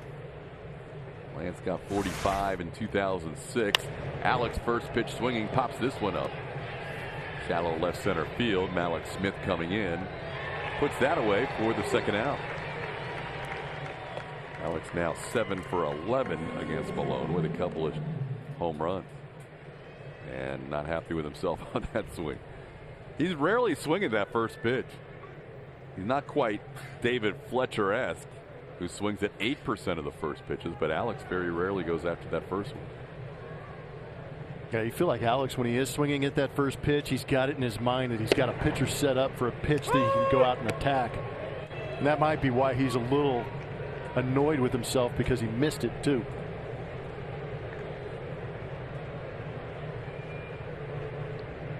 Yuli doesn't see many pitchers in his career that he has an 0 for 10 against, but that's the case against Milone. Struck out against him last time on a pitch in. Here it's 1-1. 2 outs, nobody on. And Yuli grounds one to short. 2 big hops for Crawford. Milone has retired 7 in a row, and he continues to cruise along. Astros still lead 1-0. That Astro brought to you by Nissan. 3 clues. Brian's song, Hit Me, Joe Cool. If you know who that Astro is, you know you need to go to @AT&T Sportsnet SW. Tell us who you think it is. And stay tuned. We'll reveal that Astro later in this broadcast. Gerrit Cole works into the 6th inning, allowing 2 hits so far as he faces the number 9 hitter Malik Smith. Cole with 9 strikeouts through 5 innings. That is not entirely unusual. What is unusual is everybody he has faced in the lineup has struck out once, including Smith in the 3rd inning. This one he grounds towards Altuve, and Jose makes the play for the first out of the 6th inning. Gerrit started the inning with 75 pitches through 5.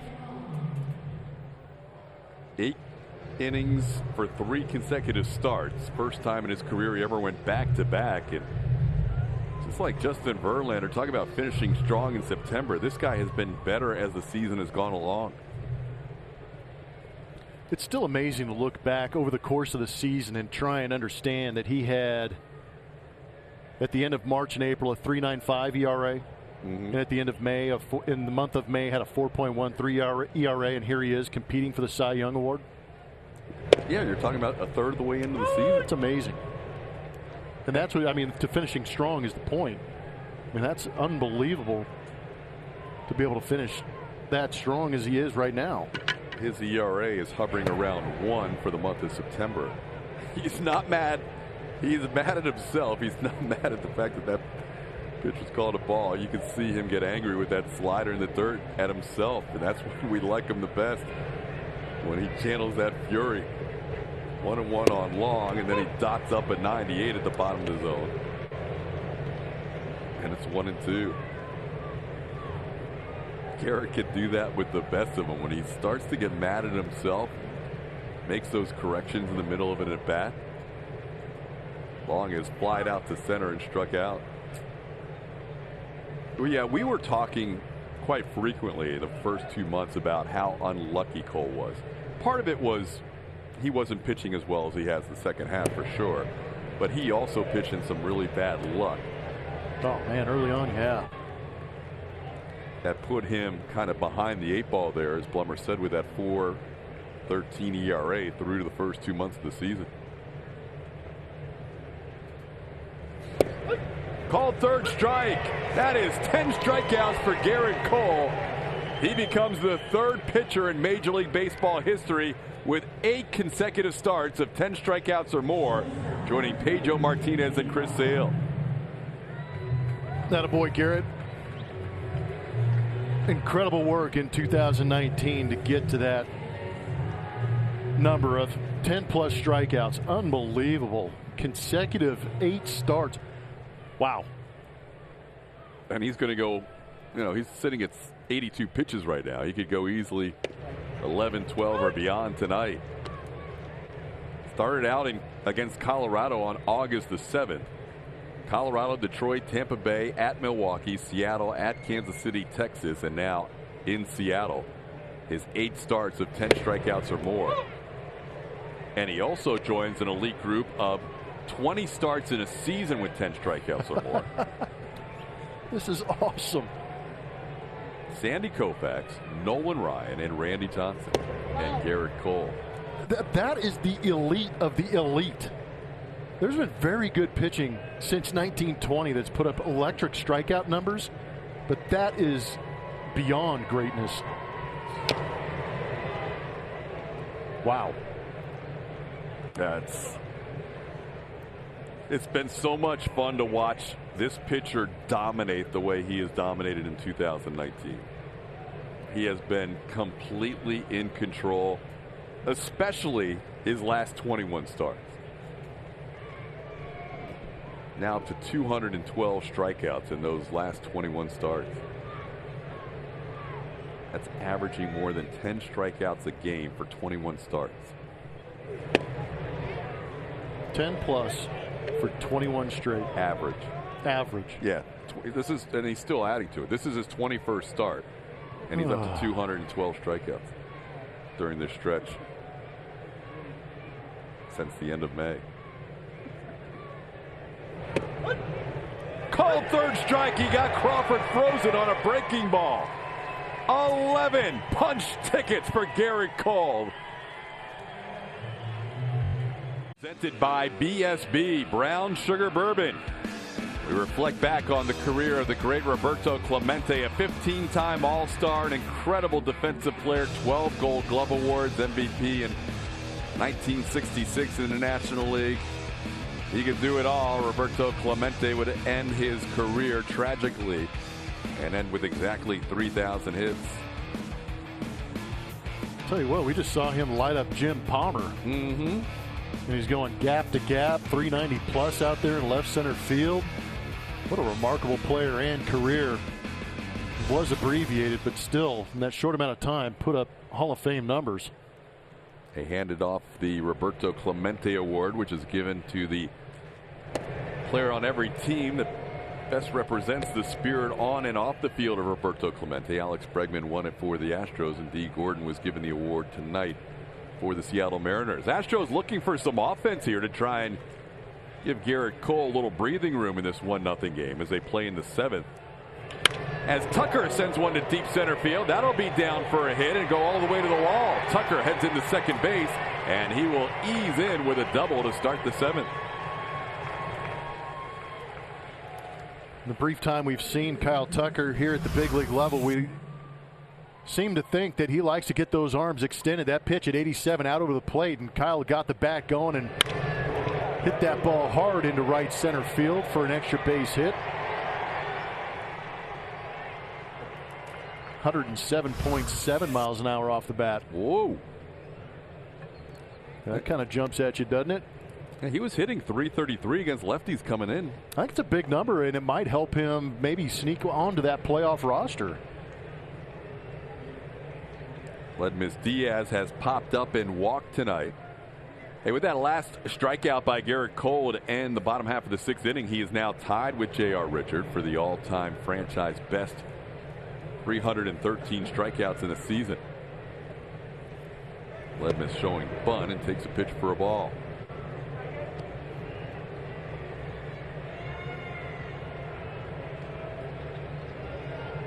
It's been a great year at Minute Maid Park with the fan attendance, but in doing that, we've seen a lot of families come to the ballpark. So generationally, you see a lot of parents who or grandparents may have seen J.R. Richard pitch, bringing their kids to the ballpark. Now, kind of puts everything in perspective, knowing that you're going to see Gerrit Cole go out there, hopefully break that franchise record of strikeouts, and between generations, you've got something to talk about now. What you're witnessing. Oh, it's going to be one. I mean, 2019 Gerrit Cole will be one that I'll remember forever. It's just been a remarkable, dominant season from a guy who, Ryan Spader, our guy, had a great note about, you know, if Gerrit ends up with the most strikeouts per 9 and also the highest strikeout percentage, passing Randy Johnson and Pedro Martinez in those respective categories, Pedro in 99, Randy Johnson in 01. Pedro won Cy Young unanimously the year he set his strikeout mark, and Unick got 98% of the Cy Young votes. Here's a ball into left field, and that's going to be down for a hit. Kyle Tucker can walk home. Ledmus Diaz an RBI double, and the Astros do give Gerrit Cole a little breathing room. It's now 2-0.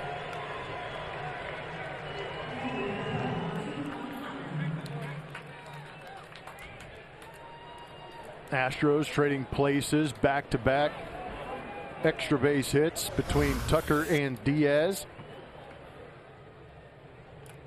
They're getting to that fastball that's staying on the plate, maybe a little bit off the end of the bat for Diaz, but he does a good job of getting around it and being able to pull it down that left field line for extra bases.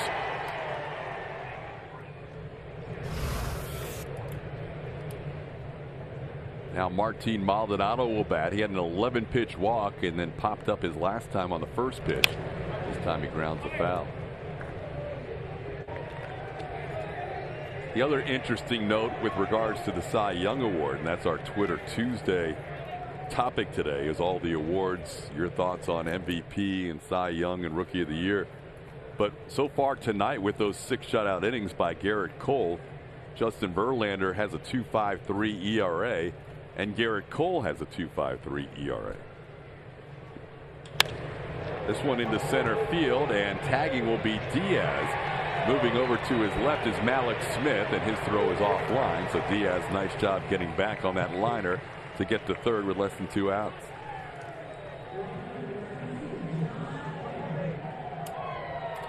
How about AJ for Manager of the Year?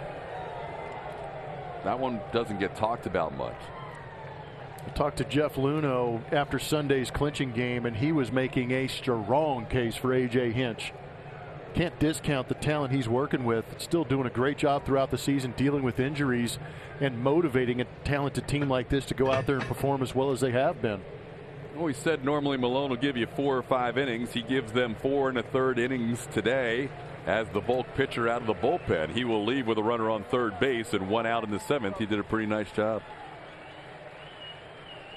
West Palm Beach in the spring of 2020. Watch the Astros get ready for another great season and enjoy the Palm Beaches all in one place. Visit astros.com/spring training to download your 2020 spring training schedule today. Beautiful views of the east coast of Florida as Brandon Brennan will take over as the new pitcher for the Mariners here with a runner on third and 1 out.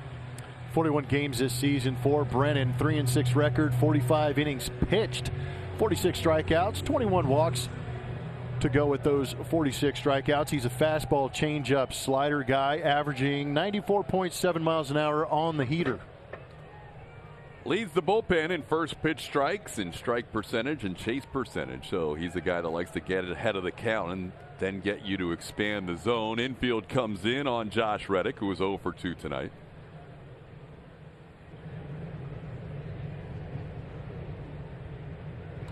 Reddick pops a foul out of play.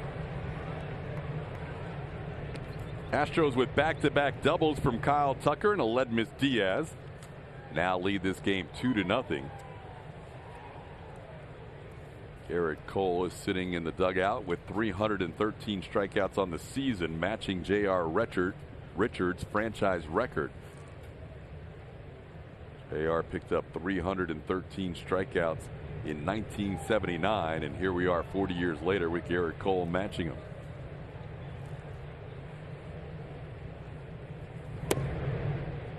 Brennan misses the bottom of the zone.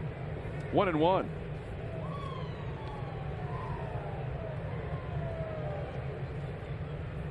Josh would love to just hit a fly ball deep enough to add on a run for Gerrit Cole here.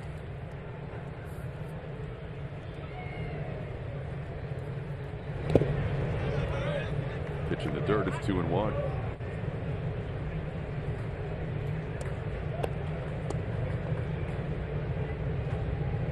Josh has his share of sacrifice flies on the season. He leads the team with 9.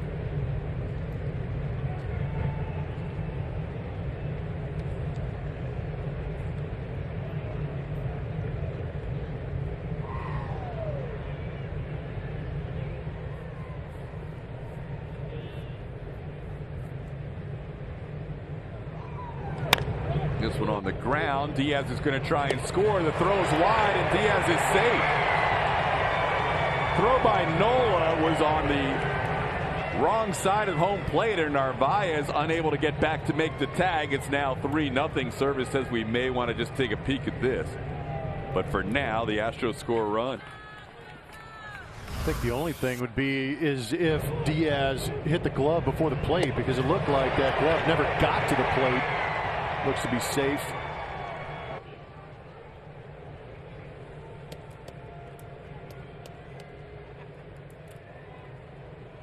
Yeah, clearly safe at home plate.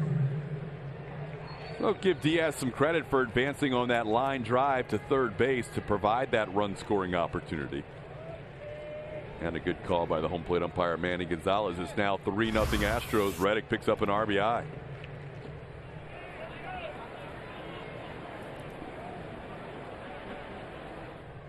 Here's George Springer.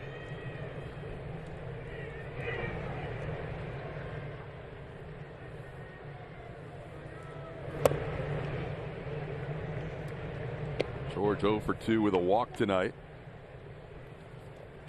Coming off that 3 home run game on Sunday. 14th time in Astros history a player has hit 3 home runs in a game. Twice this year. Yordan Alvarez in Baltimore, and then George Sunday at Minute Maid Park.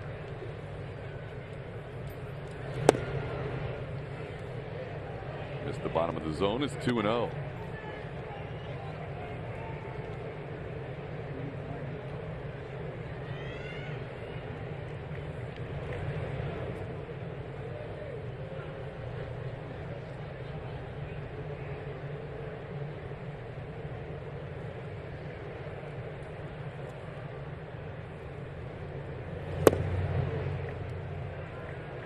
The Astros maintain this lead and win tonight. Not only will it match their franchise record with 103 wins, but with the Yankees losing earlier this evening, it would push their lead over the Yankees to 1.5 games.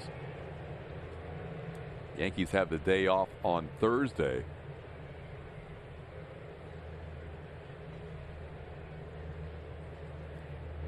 So the best the Yankees can do if they run the table with the off day on Thursday is finish the year at 106 and 56.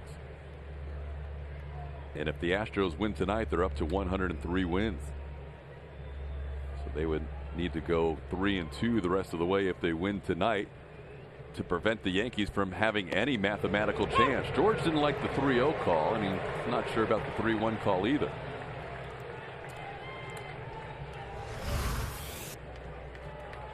The fourth pitch, you can give that one maybe a little bit too much for George, but it also is an opportunity for him to get a mistake and drive it.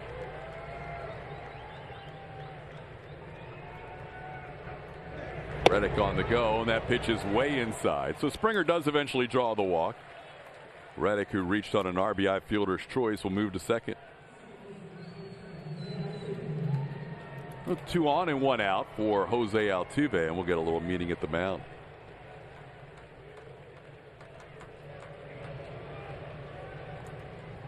Angels have taken the lead over Oakland 3-2 in Anaheim. Both Tampa Bay with a walk-off win and Cleveland winners tonight. So here's what we have in play as of now. And again, the Astros with a win tonight would lock up home field advantage for the first round, either as the 1 or the 2 seed. And as it stands right now, the Astros would play the wild card winner, one of those 3 teams, A's, Rays, or Indians, while the Yankees would play the Twins.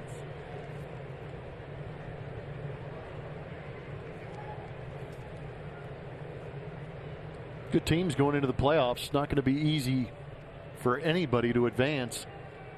Both have interesting attributes and difficulties, but the Astros hope to overwhelm them with pitching and good defense, timely hitting, timely power.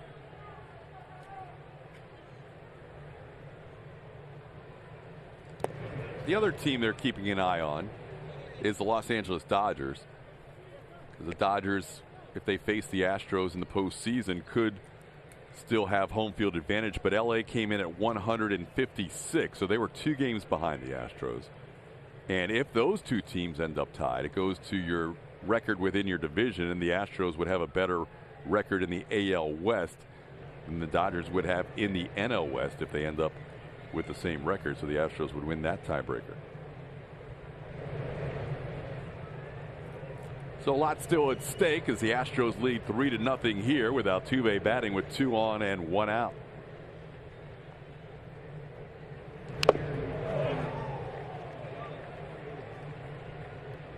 Out the plate, it's 1-1.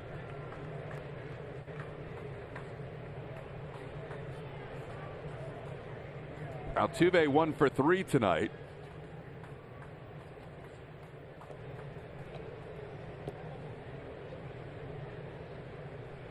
And why home field advantage, especially in 2019, may be significant, as those 3 teams with the best records in baseball have been dominant at home this season. Astros and Dodgers finished their home schedule. The Yankees as well. Those 3 teams finished the year out on the road. LA currently in San Diego. They'll also play in San Fran to wrap up their season.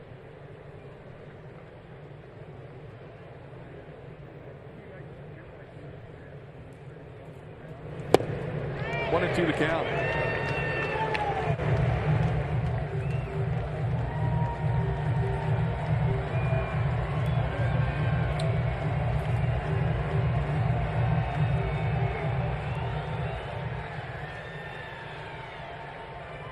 I mentioned earlier what George Springer has done despite missing a quarter of the season.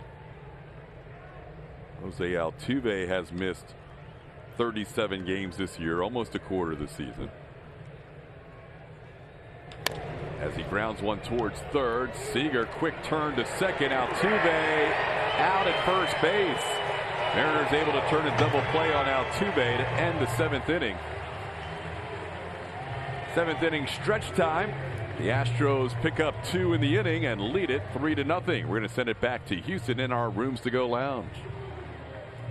Not going to win the Cy Young Award, Justin Verlander and Gerrit Cole, because they both deserve it. It's scary how close these numbers are and how good they are. That might be one of the toughest decisions in a long time for Cy Young. I am glad I am not a voter, because I don't know how I'd be able to decide between those 2. Yeah, and it's no fun to say co-MVP. I want pick one. Well, fans I'm just saying for fans, just pick one. If you had to, it's impossible almost. I mean, fans would love to see a co-Cy Young Award. Yeah. But you have to the votes have to land exactly on both guys getting the same number of points. And that would be incredibly impossible. Incredibly, yeah, like a very minuscule percentage chance of that happening. Because you get points for first, second, third, all the way down. Kyle Lewis will bat here to start the 7th inning. There you go. We've seen plenty of people on Twitter that want to just cut the Cy Young down the middle. That would be the easy way to settle it. Unfortunately, it's probably not going to be the reality. As Cole, sitting with 11 strikeouts, has a 1-2 count on Kyle Lewis. Slim. The odds at Cy Young voting ends in a tie. Yeah, very. I mean, minuscule. As awesome as that would be, and as close as those numbers are, maybe the MVP, maybe the Cy Young vote is that close.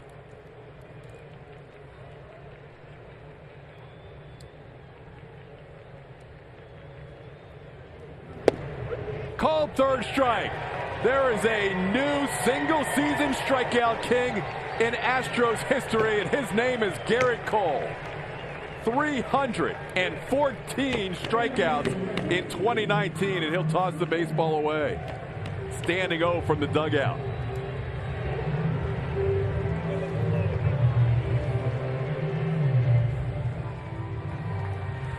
Congratulations, Gerrit Cole. That is an awesome number. All the guys were on the top rail, standing and cheering for their teammate. They knew the significance of getting that franchise record. Here's Kyle Seager. Takes a pitch down low for a ball. Yeah, Gerrit Cole may not recognize it right now on the mound with that workman-type mentality, but after the game, I guarantee you he will recognize some of the greats on this list and the Astros list. How about since 1980, Blummer? Talking about the last 40 years, Gerrit Cole with more strikeouts than even Pedro in that remarkable 99 season. I think I saw Pedro say, one of the few guys on national TV on MLB Network, that he thinks Alex Bregman should be an MVP. I like the way Pedro thinks. And isn't it ironic? It's a changeup.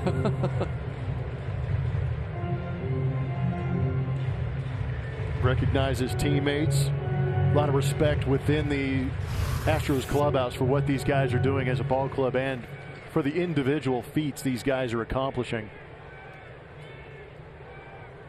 Yeah, it's just, man, oh man, this guy is something incredible. And we don't know what the future holds, but we know what we got to see here this year was incredibly special. Pedro likes the Astros too, the complete package. Base running, defense, offense, pitching. And he's right. They strike out the least in Major League Baseball. So I guess where I was going with this with the Bregman thing is, first of all, kudos to Pedro to think outside what most people were thinking with the Trout MVP. But I wonder who Pedro thinks should be the Cy Young Award. Yeah, make him pick one. Wow. Because he knows what he did that 99 season when he set the strikeout rate. And now Gerrit Cole is going to better that as he strikes out Seager. There's the 99 season, which for most people, when you were playing, that was the mark that no one could touch. You would talk about Pedro Martinez and you said unhittable. That was the word that you kept saying, with unhittable. And now Gerrit Cole is in that category of unhittable, even though the ERA is larger than Pedro's. A little bit different arrow with the launching and swinging as hard as you possibly can every single pitch. But man, what a comparison. It's incredible to have two guys on this staff in the same season doing what they're doing. As incredible and as magnificent as the starting pitchers have been throughout the history of the Astros, to have these two guys do this in the same year is something we may never see again. It's 0-2 on Narvaez. It would only be fitting for Gerrit Cole, the inning that he sets the record, to go ahead and strike out the side. Yeah, just go ahead. He has already struck out Kyle Lewis. He has already struck out Kyle Seager. Now he's 0-2 on Narvaez, looking for his 14th strikeout. Can he throw a hundo on a hundo? Oh, the 100th pitch was only 97 miles an hour. That's usually when he ramps it up, when he can sense the finish line is near. You know, Pedro pitched through that steroid era. I don't know if that compares to this juiced ball that we keep talking about. But in that season in 1999, in 213 1/3 innings, Pedro Martinez only gave up 9 home runs. How about that? 9 home runs.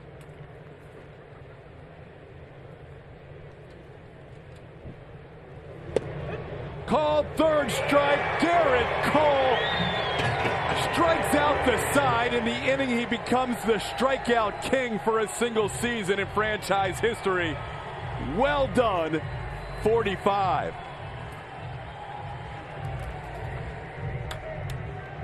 Mariners nothing, and we have witnessed Gerrit Cole striking out 14 tonight. 5th time this season, 14 or more. I wish I had words for you, TK, but we just witnessed history. Gerrit Cole is a stud. He is just that's as dominant a season as you'll ever see, and he still has one more start to go. Ever. Yeah. Oh my gosh. He's at 314. So speaking of dominance, and I know Michael Brantley's coming up and the Astros are on offense, but the year that J.R. Richards set the strikeout mark for the Houston Astros, he did it in 292 1/3 innings. Wow. Gerrit Cole beat him with 314 in 206 2/3 innings. 292 to 206? Yes. I mean, it's to put it in perspective. Right? Just lethal. Just, man. His last 2 starts against Seattle, he struck out 29 batters and allowed 3 hits. And he now owns the #1 spot in ERA. I mean, he overtook it. This Cy Young Award race, if everybody, I saw the latest poll by Richard Justice today, and Verlander had about 2/3 of the votes to 1/3 for Gerrit Cole, but Gerrit may have just gained himself a few more votes. It's going to be so close, and it's really going to come down to each of their final starts in Anaheim.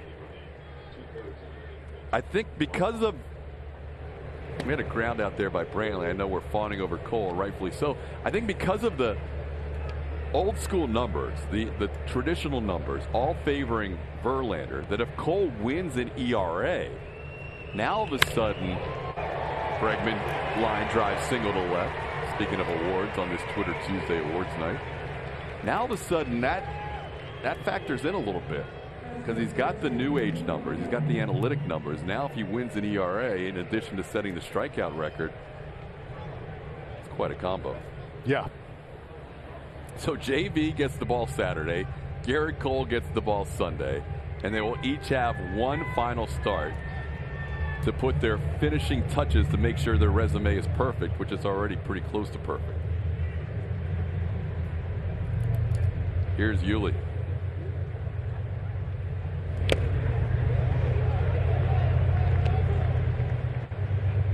So there you go. Cole made the start tonight. He'll get the start on Sunday. Verlander will get the ball on Saturday. Verlander really had to battle against the Angels last time. They gave him a tough time. Yeah, there's been some issues in 2019 for him against a team that he usually dominates. But maybe this is the time he turns it around and retakes that ERA lead. And A.J. Hinch, for a couple of guys that are going for the Cy Young in those last 2 starts of the season, he's not going to want them to go out there and throw complete games. You know, you want them to go out there and have a solid 5 innings, get their confidence up before going into the postseason and set them up properly. But wow. The Gordon to short. Quick turn by Crawford. Nicely done by the Mariners. We get a double play on Yuli to end the 8th. Gerrit Cole's night is over. We'll have a new pitcher in the bottom of the 8th. TXU Energy. Have a night, Gerrit Cole. 32nd start of the season. It was another gem. 14 strikeouts tonight. He is now the strikeout king in Astros history, passing J.R. Richard for most strikeouts in a single season. 316 is the number right now. He still has one start left, and AJ talked about how he was going to manage both him and Verlander down the stretch these last couple of starts with him. He said, I'm not doing anything differently. They have to have the same mindset in these last couple of games. Handle it just like they've handled every other start. That is what he wanted from these guys. He had no trouble with Gerrit Cole doing just that tonight. One more start each. It's kind of like the election has come down to one final debate. And they both get to face the same team. Yep. So if there's any voters on the fence, they can say, all right, one final chance to impress me as Ryan Pressly takes over here in the 8th, facing Austin Nola.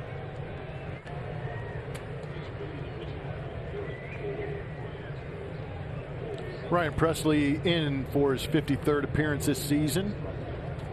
Off the injured list with surgery on that right knee. Looked great last time out. The ball was jumping out of his hand. Plenty of spin. But I really like the way the fastball was coming out of the hand and where he was able to locate it in the strike zone. So promising outings here to finish off this season, hopefully for Ryan Pressly heading into the postseason. 2-0 pitch is fouled away by Austin Nola.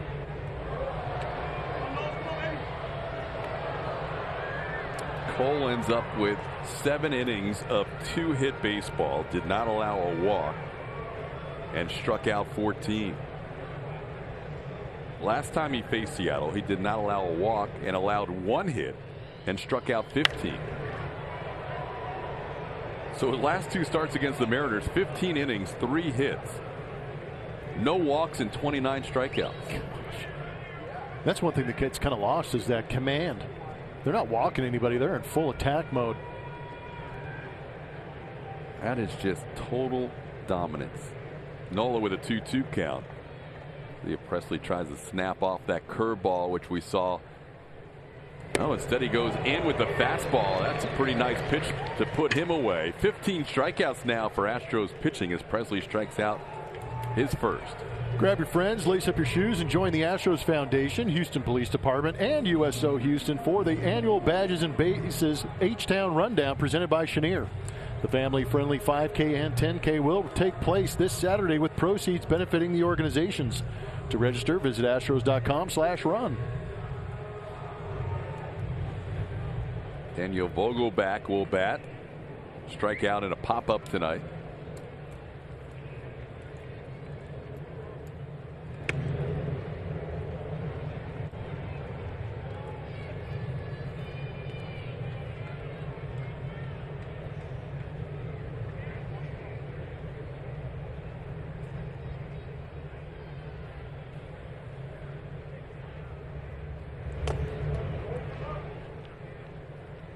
So no matter what happens at the end of the day with the voting in the Cy Young, these are 2 individual seasons that are amongst the best ever in the history of this franchise. The Verlander 2019 season and the Cole 2019 season will go down as 2 of the best ever.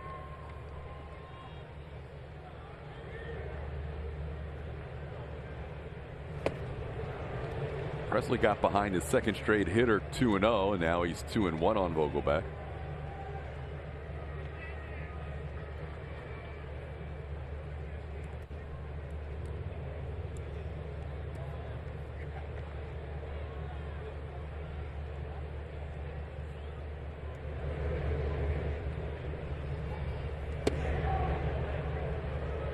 Three and one.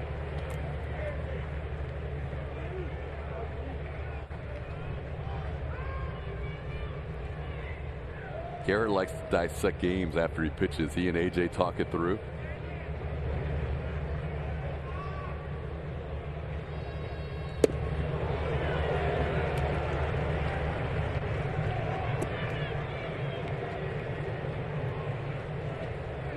It's good to be Gerrit Cole right about now. Yeah, he might be teaching AJ something. The way he's gone this season. Wow. He remembers every pitch and every sequence.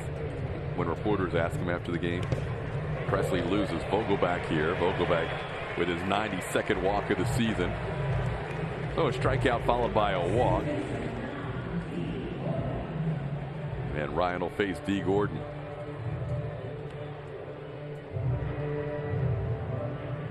You know, these outings for Ryan are fairly significant here on this road trip. He wants to be the guy that they counted on in the first half, who made the All-Star team as a setup man. Will Harris has kind of taken over that 8th inning role while Presley was on the injured list. And now you can have Harris, Presley, and Osuna all at the back end pitching the way they can. And all of a sudden you've got 3 nice weapons to close out games. Presley missed on that first curveball to D. Gordon.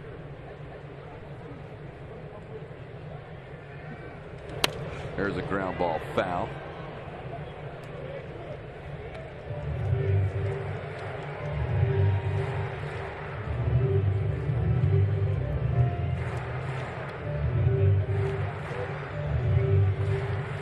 Second outing off the injured list for Ryan Presley.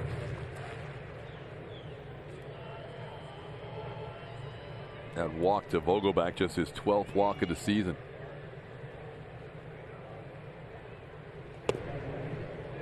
Oh, good pitch.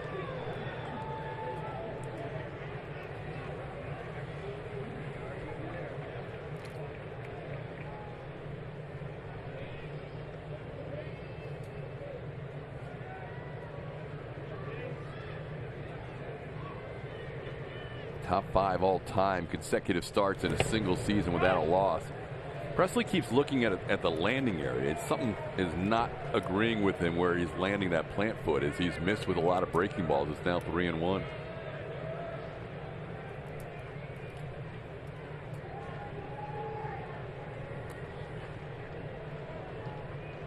He has thrown 9 of 15 pitches out of the zone. This is a guy who usually has great command.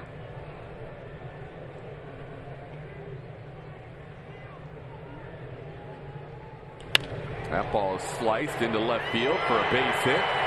Tucker will play it off the wall and hold D. Gordon to a single. Vogelbach gets the second. Now the Mariners will bring the tying run to the plate. It's time now to name that Astro, presented by Nissan. We gave you 3 clues. Brian Song, hit me. Joe Cool, who is it? Name that Astro, presented by Nissan, is hitting coach Troy Snicker, son of Brave manager Brian Snicker. Astros current assistant hitting coach with Alex Cintron, 2018 winner of the Mike Coolbaugh Minor League Coach of the Year. Nice addition, helping this offense push its way into history.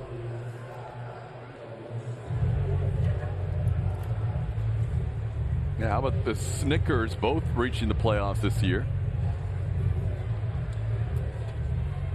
Father Brian, manager of the Atlanta Braves, and Troy, of course, here with the Astros.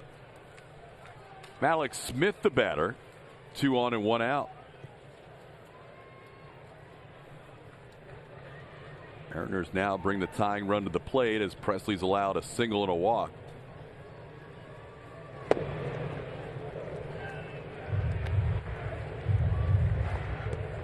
Just unable to land his breaking stuff with consistency tonight. 1-0 to Mallex.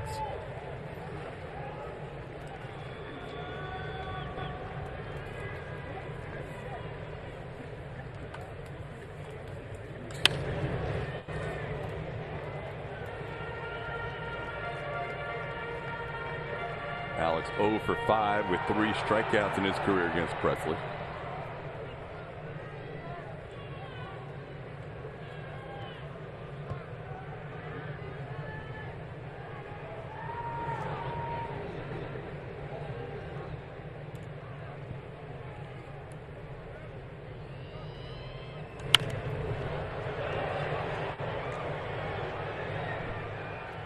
$11,259 in Seattle on a Tuesday night.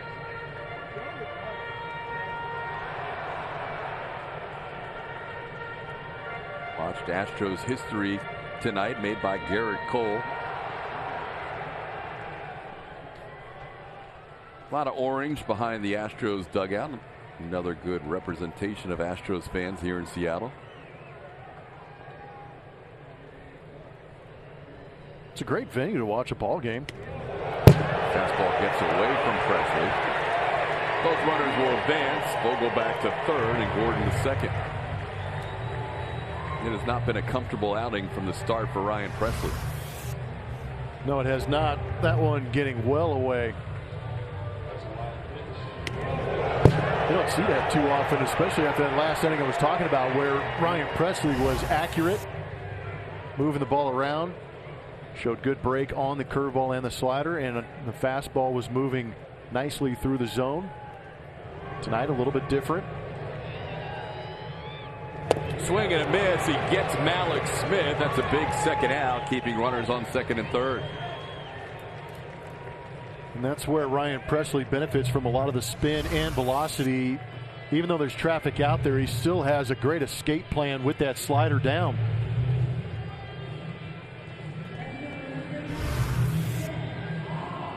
Now Presley will deal with Shed Long.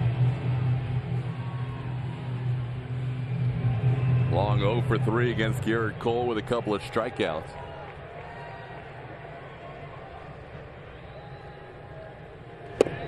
Good slider for a swing and miss, 0-1.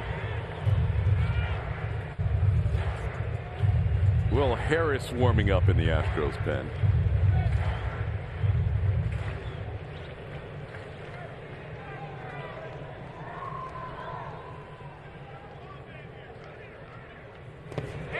Ball gets away, but not far enough for Vogelback to score. 0-2 the count.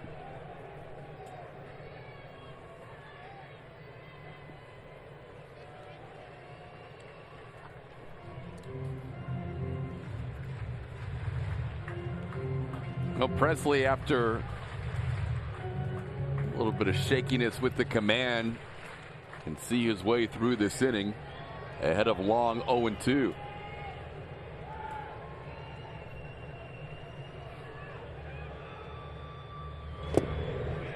Pitch covered up by Maldonado, 1-2.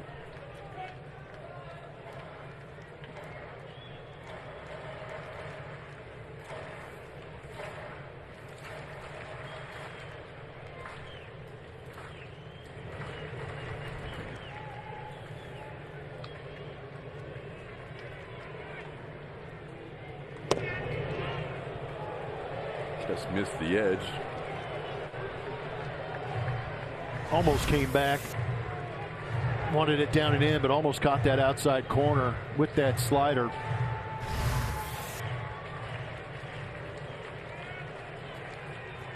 It's good for Ryan Presley to get a little bit of the juices flowing. Tried to hold up, he got him. Ryan Presley strands runners on second and third, preserves the shutout. It's 3-0 Astros after 8. Paul, we asked you if you need a strikeout in the World Series, who are you going to? And Gerrit Cole, on a night where he becomes the all-time franchise leader for strikeouts in a single season, takes tonight's Stroh poll with 45%. Justin Verlander with 27%, and the guy who had more strikeouts than anybody in the history of the game finishes third. The all-time strikeout leader doesn't win. There's a little recency bias because J.R. Richard gets 5%, and he struck out 313 one year. Tough choices, but understandably Gerrit Cole after what we've seen tonight. Gerrit Cole with a magical night here in Seattle. We have a Twitter Tuesday. Miriam would like to see Jeff Luhnow get GM of the year for putting together this historic Astros team. Louis says Jordan is the rookie. Bregman has the numbers for MVP, and why not have co-Cy Young winners? We would love that too. Yeah, it's just another piece of hardware with an Astro logo on it. Probably won't happen, but we would love that.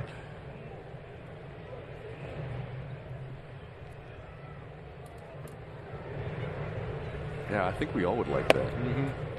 That would be a good Christmas gift for all of us. Gerrit would stay as an Astro. So here we go, on to the ninth. Reggie McClain is the new pitcher for the Seattle Mariners, and Kyle Tucker, who doubled to start a 2-run inning in the seventh, will lead off the ninth. Broken bat towards third. Seager has it. There's one away.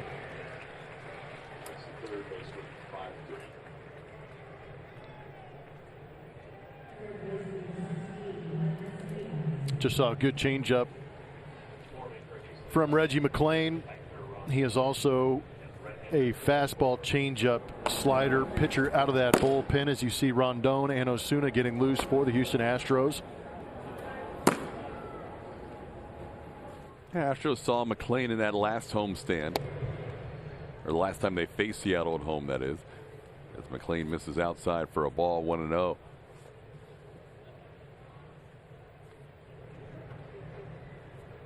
You saw the two guys warming up for the Astros. Osuna will be on in a save situation. Rondon, if the Astros tack on to this 3-0 lead.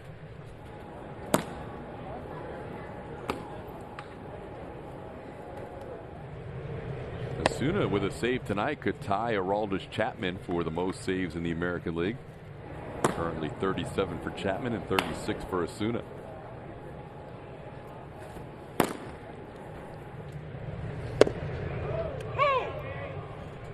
Edmonds didn't like that call from Manny Gonzalez. It's 2-2. You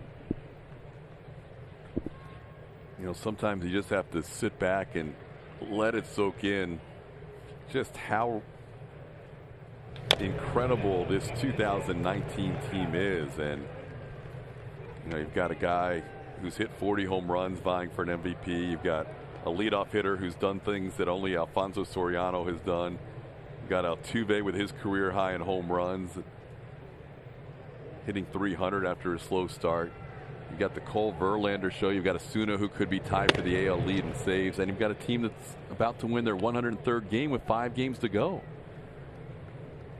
It's incredible how good these guys are. With a win, tie the franchise record for wins in a season. Yeah, you run out of ways to explain exactly what they're doing other than to put it into context with history. Yeah, because that's what they're making. It's the best team in franchise history, just based on every number you can throw out there. They have to finish it off with some hardware at the end to be considered better than 2017, but right now it's the best regular season team ever.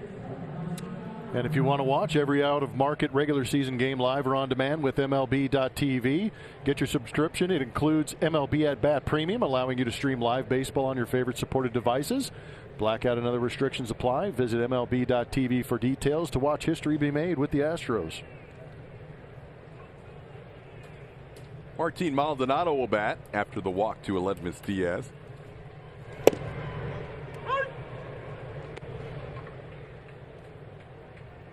Maldonado 0 for 2 with a walk tonight. Astros will have Zach Greinke making his final start of the season tomorrow. Greinke will go for his 18th win of the year.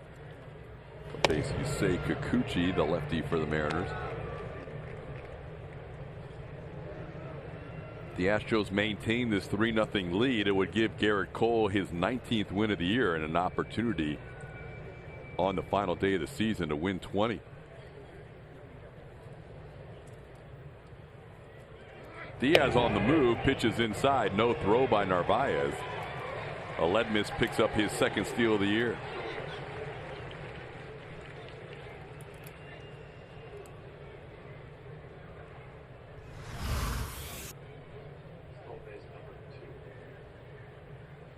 Good jump, stole that one on the pitcher, but watch Martin. Almost looked as if he was going to attempt to swing, possibly. Not sure why. Maybe the hit and run was on. You don't see Aledmys take off too often.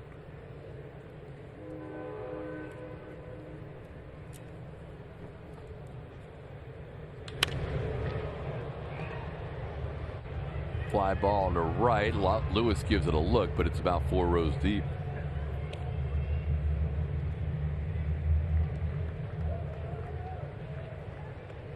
Astros offense came on an Alex Bregman home run in the 4th, his 40th of the year.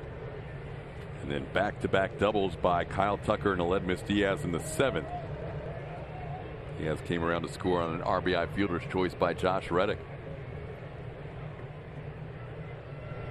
Bregman changing his celebration up to indicate his 40th home run this year.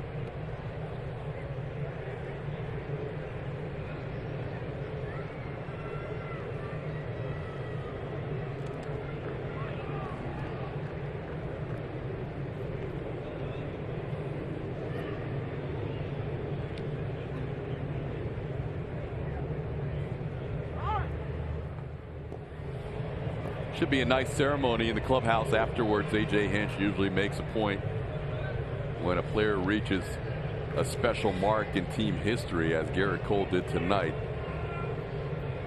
Saw it with Justin Verlander a couple of times when he reached certain milestones, and tonight, I'm sure A.J. will have something to say about Gerrit Cole breaking J.R. Richards' record. Show you that speech he gave to the team after they wrapped up the AL West on Sunday. Pitch taken by Maldonado. The count runs full. Tell you what, it's been a fun season, obviously, for the way the offense and pitching has gone out there and done their stuff. But it's also been fun in the sense that in order for us to understand how good these guys are, we get a chance to take a peek at history, franchise history, Major League Baseball history.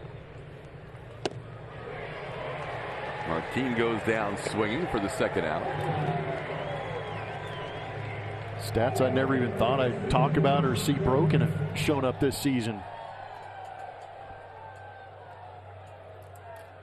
You know, when you talk about strikeouts with Pedro's 99 season or Randy Johnson's 2001 season, that's when you're like, what Gerrit has done this year is something you may never see again.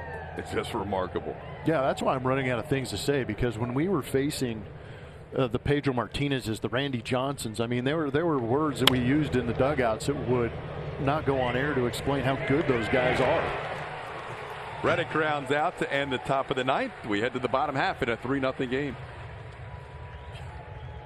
Houston Astros baseball on AT&T Sportsnet is presented by Toyota. Let's go places. And by Gallery Furniture. Gallery saves you money and delivers today. Make sure to stay tuned after our game for the Astros post-game show presented by Whataburger. Bart Ennis and Mike Stanton will recap a record night for Gerrit Cole as he puts his name in the history books, passing J.R. Richard for the most strikeouts in the history of a single season in Astros history. Alex Bregman joins the 40 Club, and Julia Morales will gather interviews after the game. All that coming up on the Astros post-game show presented by Whataburger. New pitcher in the bottom of the ninth, Roberto Osuna. It'll be his 64th appearance, 36 saves and 42 opportunities. Second in the American League in saves behind Aroldis Chapman. There's a chance to tie him with this save tonight. Last time he was out on the mound, Astros clinched that American League West championship. Facing the tough part of the Mariners' order, 2, 3, and 4. J.P. Crawford, Kyle Lewis, Kyle Seager. Gerrit Cole allowed 2 base runners in 7 innings on a couple of hits. Ryan Presley allowed a couple of base runners last inning on a hit and a walk. Crawford had one of those 2 hits against Gerrit Cole. He also struck out twice. Counts 1-1.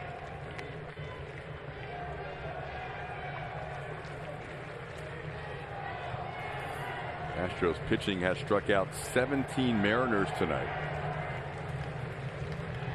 Presley ended up striking out 3 in that inning. This ball slowly grounded to the left side, and with Crawford getting down the line, he will beat it for an infield hit. Leadoff base runner for the Mariners in the bottom of the ninth.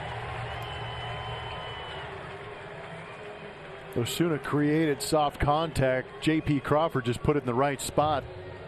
Soft spot on this shift.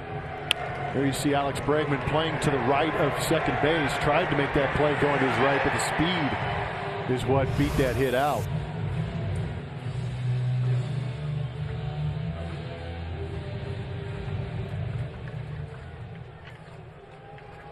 Here's Kyle Lewis.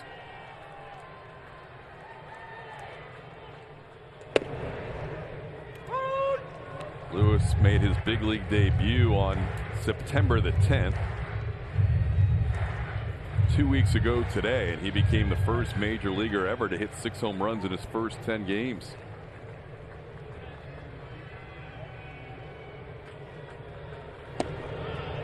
between Yordan Alvarez and Aristides Aquino of Cincinnati and this guy, Kyle Lewis. It felt like there were home run records and RBI records flying off the charts every time these guys did something their first couple of weeks in the big leagues. Soon ahead of Lewis, 1-2.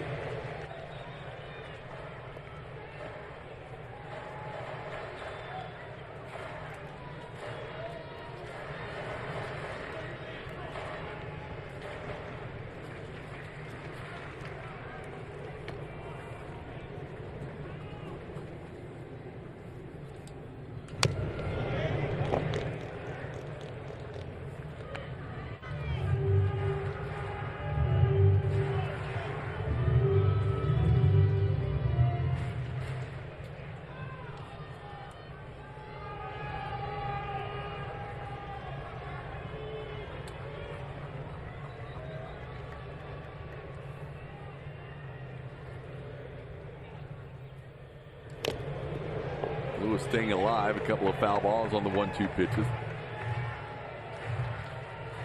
Got a pretty good piece of Martin Maldonado. He's going to take a leisurely stroll and walk that one off. Maybe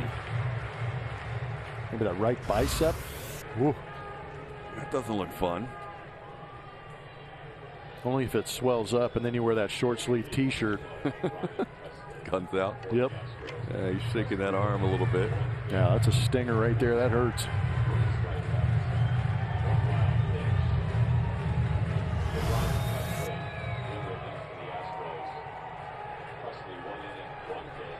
Oh, even that glancing blow, that hurts pretty good.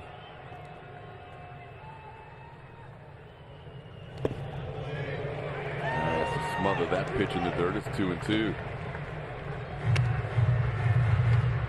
Last inning was the first inning of the game. The Mariners had more than one base runner in any inning. It was just the second time tonight they had a runner reach as far as second base. Actually had two guys get into scoring position last inning before Presley struck out Malik, Smith, and Shed Long. Strikeout for Osuna, getting Kyle Lewis. That's now 18 strikeouts for Astros pitching, one away in the ninth. Watch the Astros on the go all season long. Download the AT&T Sportsnet app from iTunes or Google Play, or go to attsportsnet.com to stream from your computer. Log in with your cable account and you're all set. Available to cable accounts with AT&T Sportsnet in their subscription, subject to blackouts and territorial restrictions. Osuna facing Kyle Seager. Seager tries to bunt, trying to bring the tying run to the plate. Seager just 1 for 9 against Osuna and has struck out his last 4 times against the Astros closer.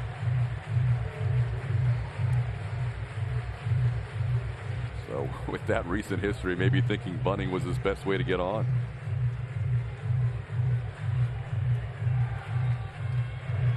Seager went 0 for 3 against Gerrit Cole with 2 of Gerrit's 14 strikeouts. Bounces in there and kind of pinballs around at the plate. It's 1-1.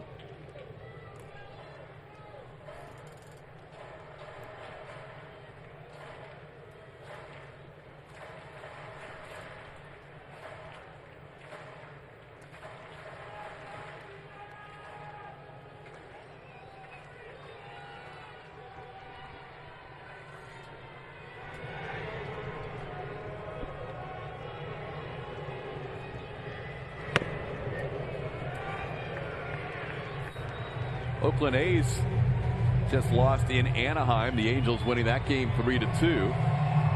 That makes things a little more interesting in the wild card picture, with Tampa Bay and Cleveland winning earlier tonight. The A's with that loss now lead Tampa Bay by a half game and the Indians by a full game. Swing and a miss. It's 2-2.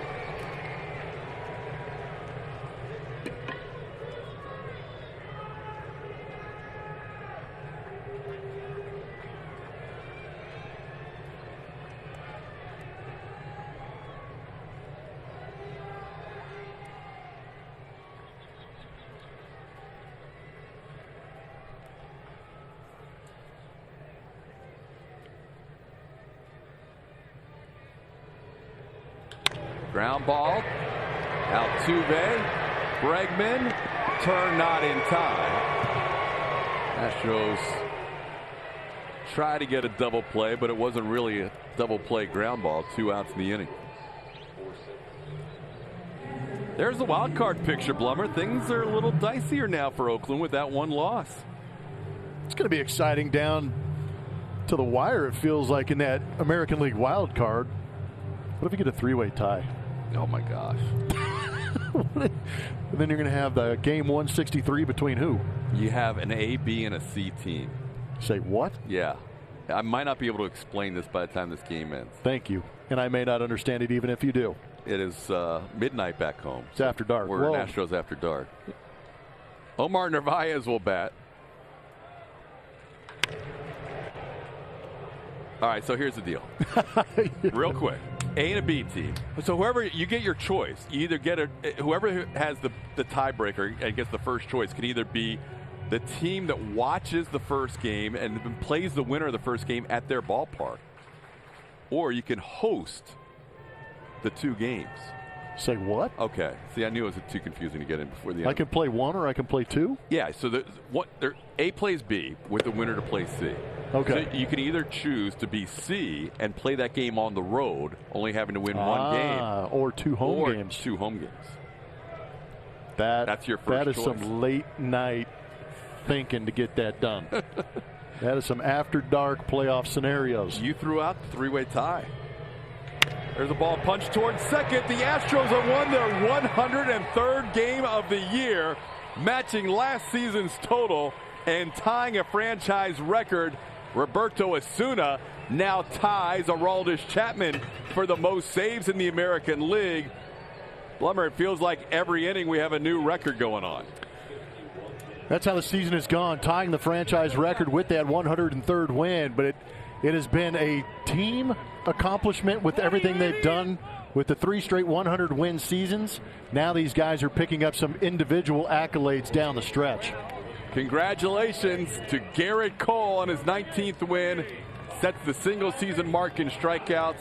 Osuna's 37 save, 3-pitcher combined shutout. A lot of happy faces in that Astros dugout, and we'll have plenty more, including the post-game show after this. Stuff tonight, brother. That was outstanding. These guys are so good.